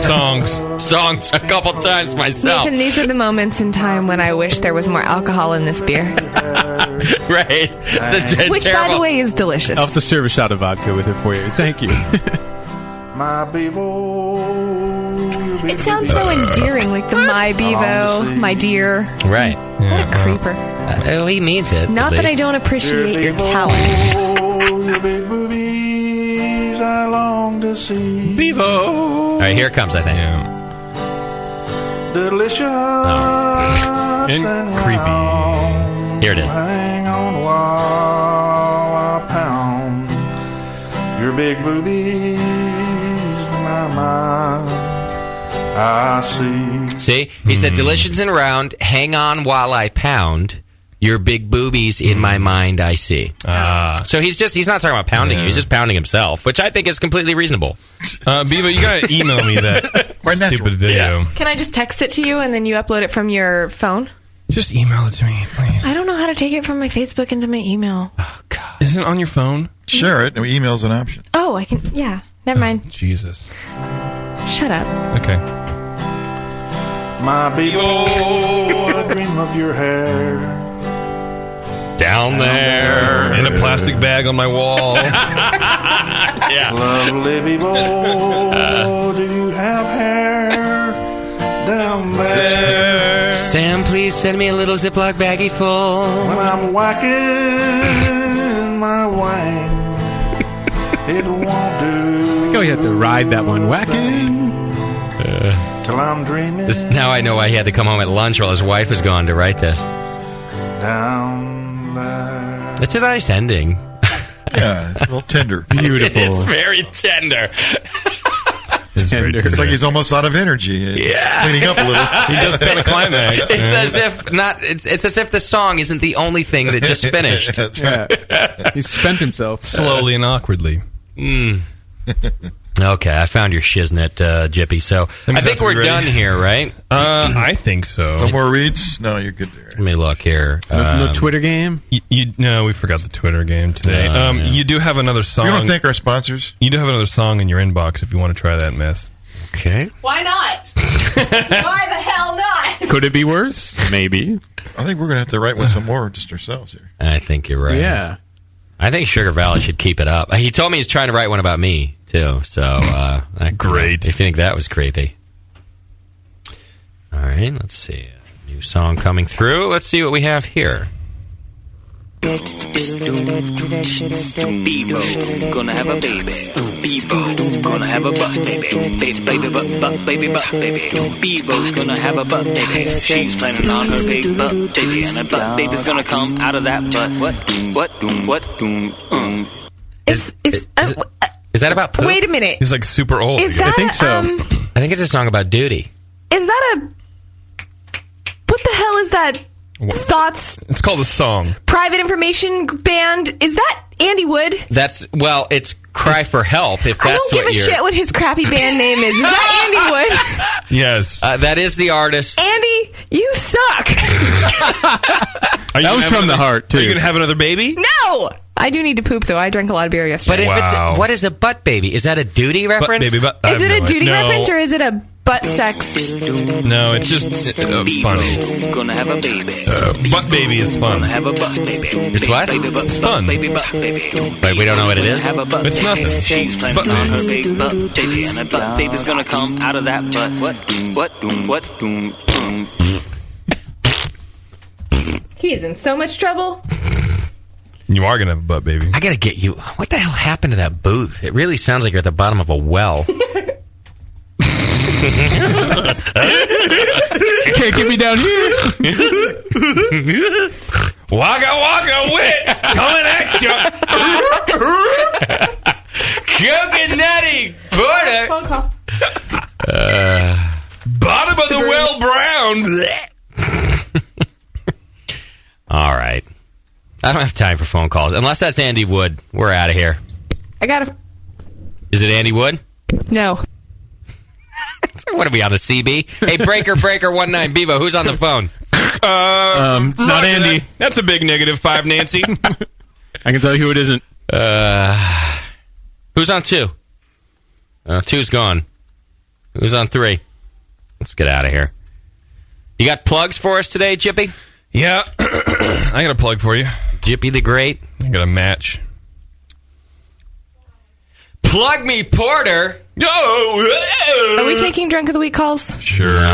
No? You got 2 calls right there. Look at you. It's too late. What the hell happened? Why did it take an hour? Put him on hold. It's some creeper. I don't know his name. We did used to go like 4 hours. And then now since we moved studios, we're done by 8:30, and which is 3.5. Yeah. Which is like, it's not as if we're skipping a lot of time. Well, here. Taryn's So I get some of my life back. Is that a big deal? Well, Taryn's theory is that you actually have to drive home now. You have to be like the rest of us. No, you just want to get out of here. No, because actually Kate will come pick me up. All right, Creeper on line 3, Andy Wood on line 2. But babe, just go to line 3 and then hang up on everybody else. All right, Creeper on line 3. What's happening, buddy? Did you get Creeper's name, Bevo? Why would you do that? Oh, hey, what's happening? Nothing. I was calling for DOTW because when you guys mentioned it a bit ago, and I figured I would fulfill your request. Beautiful. Who are we talking to? This is Tyler from North Dakota. Why are you talking? What's on the forum? It's the name that go under there, I guess. No, I go there every day, dude. You don't see me logging in and posting out? No, I don't, man. Shit. What have you been drinking tonight, Tyler? Well, in honor of JP's vagina, I had a homebrewed bitter. And a few, IPAs, because Mitch, Yeah. And Saison. It was pretty good. I had a number of things, some pale ales and stuff like that. So, but I'm unfortunately a lightweight. So, aren't you just as manly as that was to just admit, I'm a lightweight. On a scale of 1 to 10, how drunk are you? 10 being the drunkest you've ever been. W. The drunkest I've ever been. This is 6, 7, somewhere in there. 6. Let's be honest. I've been stupidly drunk before.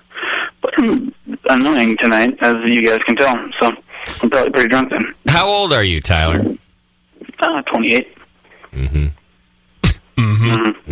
It's all coming together now. Mm-hmm. That will be a small 0.8 of a point deduction.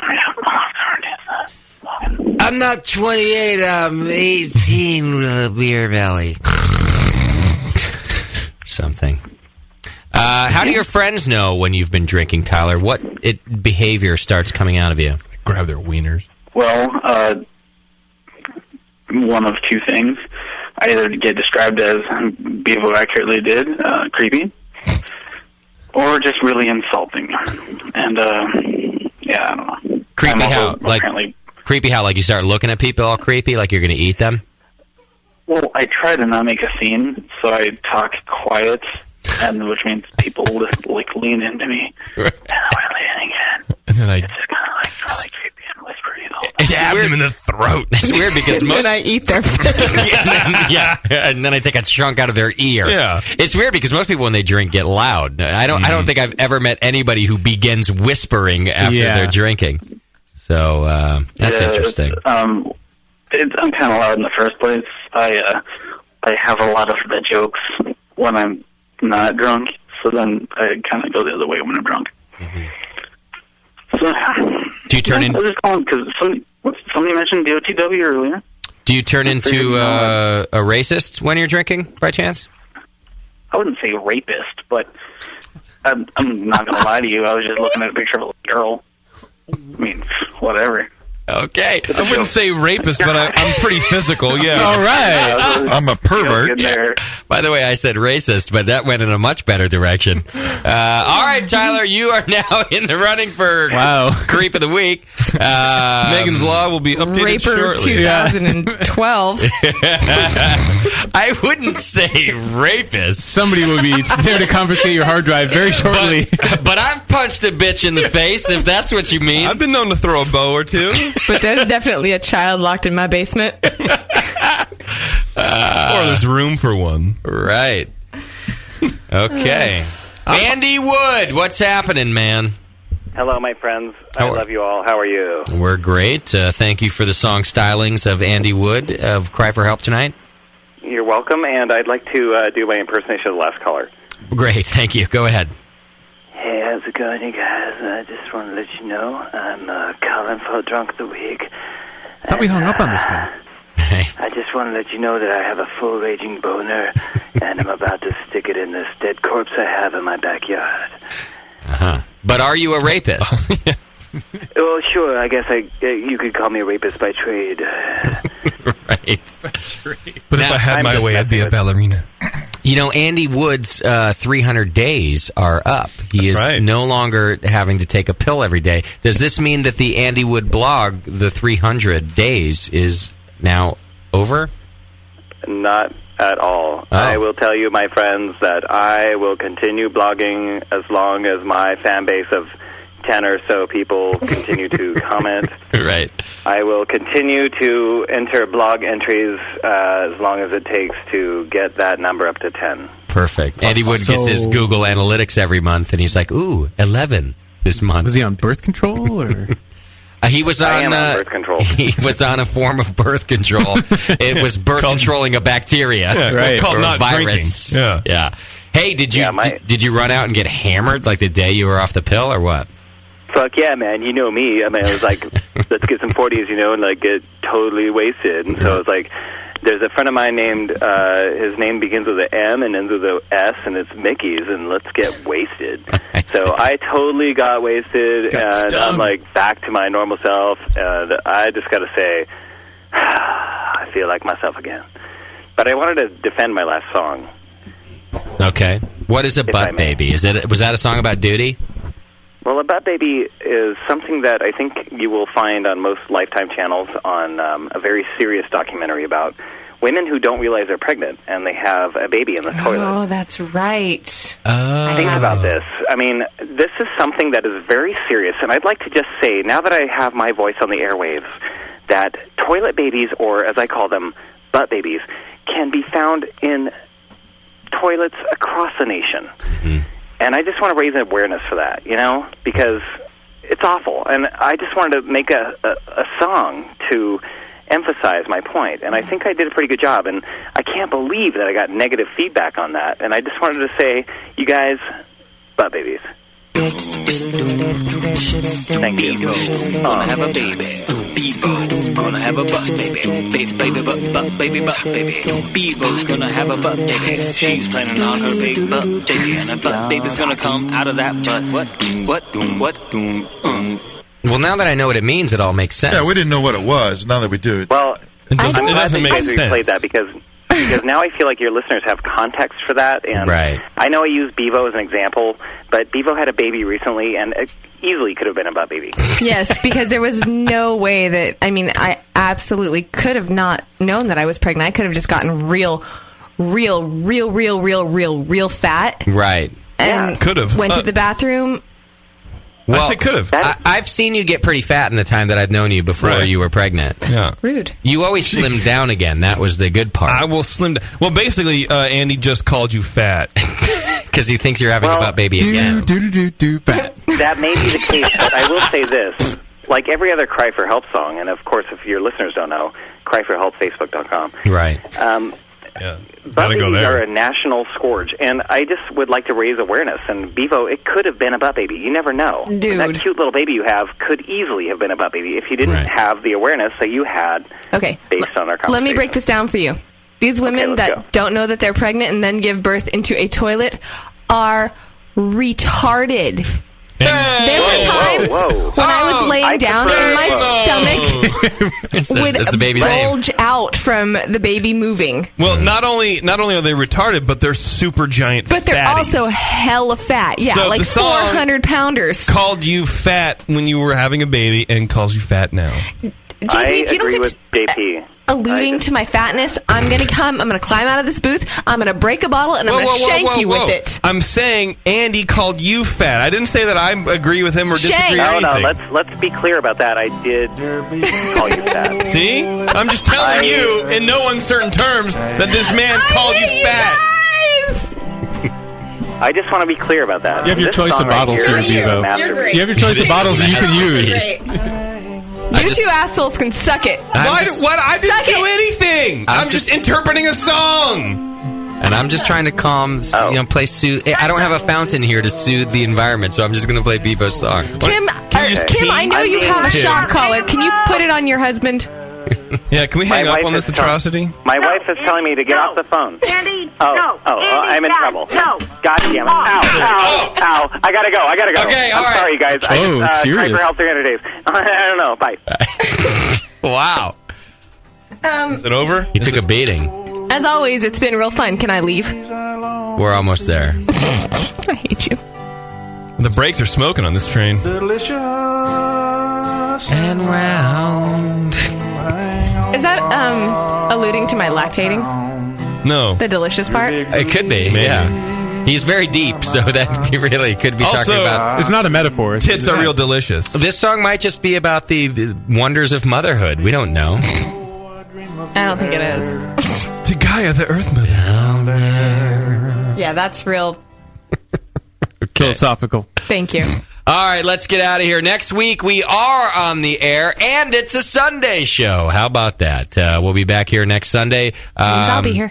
Let me double-check that. You are here, Beef? If it's a Sunday show. Yeah, it is. And we're talking beer cocktails next week, which, they're going to have to do some convincing for me, because I'm not much of a cocktail drinker in general, so we'll see what they have to offer. And if they can sway this guy, then maybe there's something to this whole beer cocktail situation. We'll find out. In the meantime, JP, take us out of here. Oh, shit. How did you not know that was coming? Oh, I thought you were going searching for your shit right now. No, I haven't. Motherfucker. Thank you to our show sponsor, More Beer. You can get absolutely everything you need to make great beer at home by going to morebeer.com. If you're on that old Twitter thing, check out Major Jip, which is me, for insight into an eroding psyche. Also, Scott the Jew has some art for sale. Follow him at Moscow Paints for slim to no info on the subject. For some good beer insight and homebrew info, follow Nate at Nathan Homebrew, and you can be hip and with it by getting all the latest information on his band called Brain Oil by going to brainoil.com. The Trophy Fire are heading out on tour with our good buddy Adam Schumann. Find them on Facebook and see them in a town near you. Check out the Brewing Network store for all the latest beer and merch, including a brand new IPA ingredient kit for sale. And be sure to find the Brewing Network on Facebook and Twitter. JP's an asshole. Justin's a nice guy, and when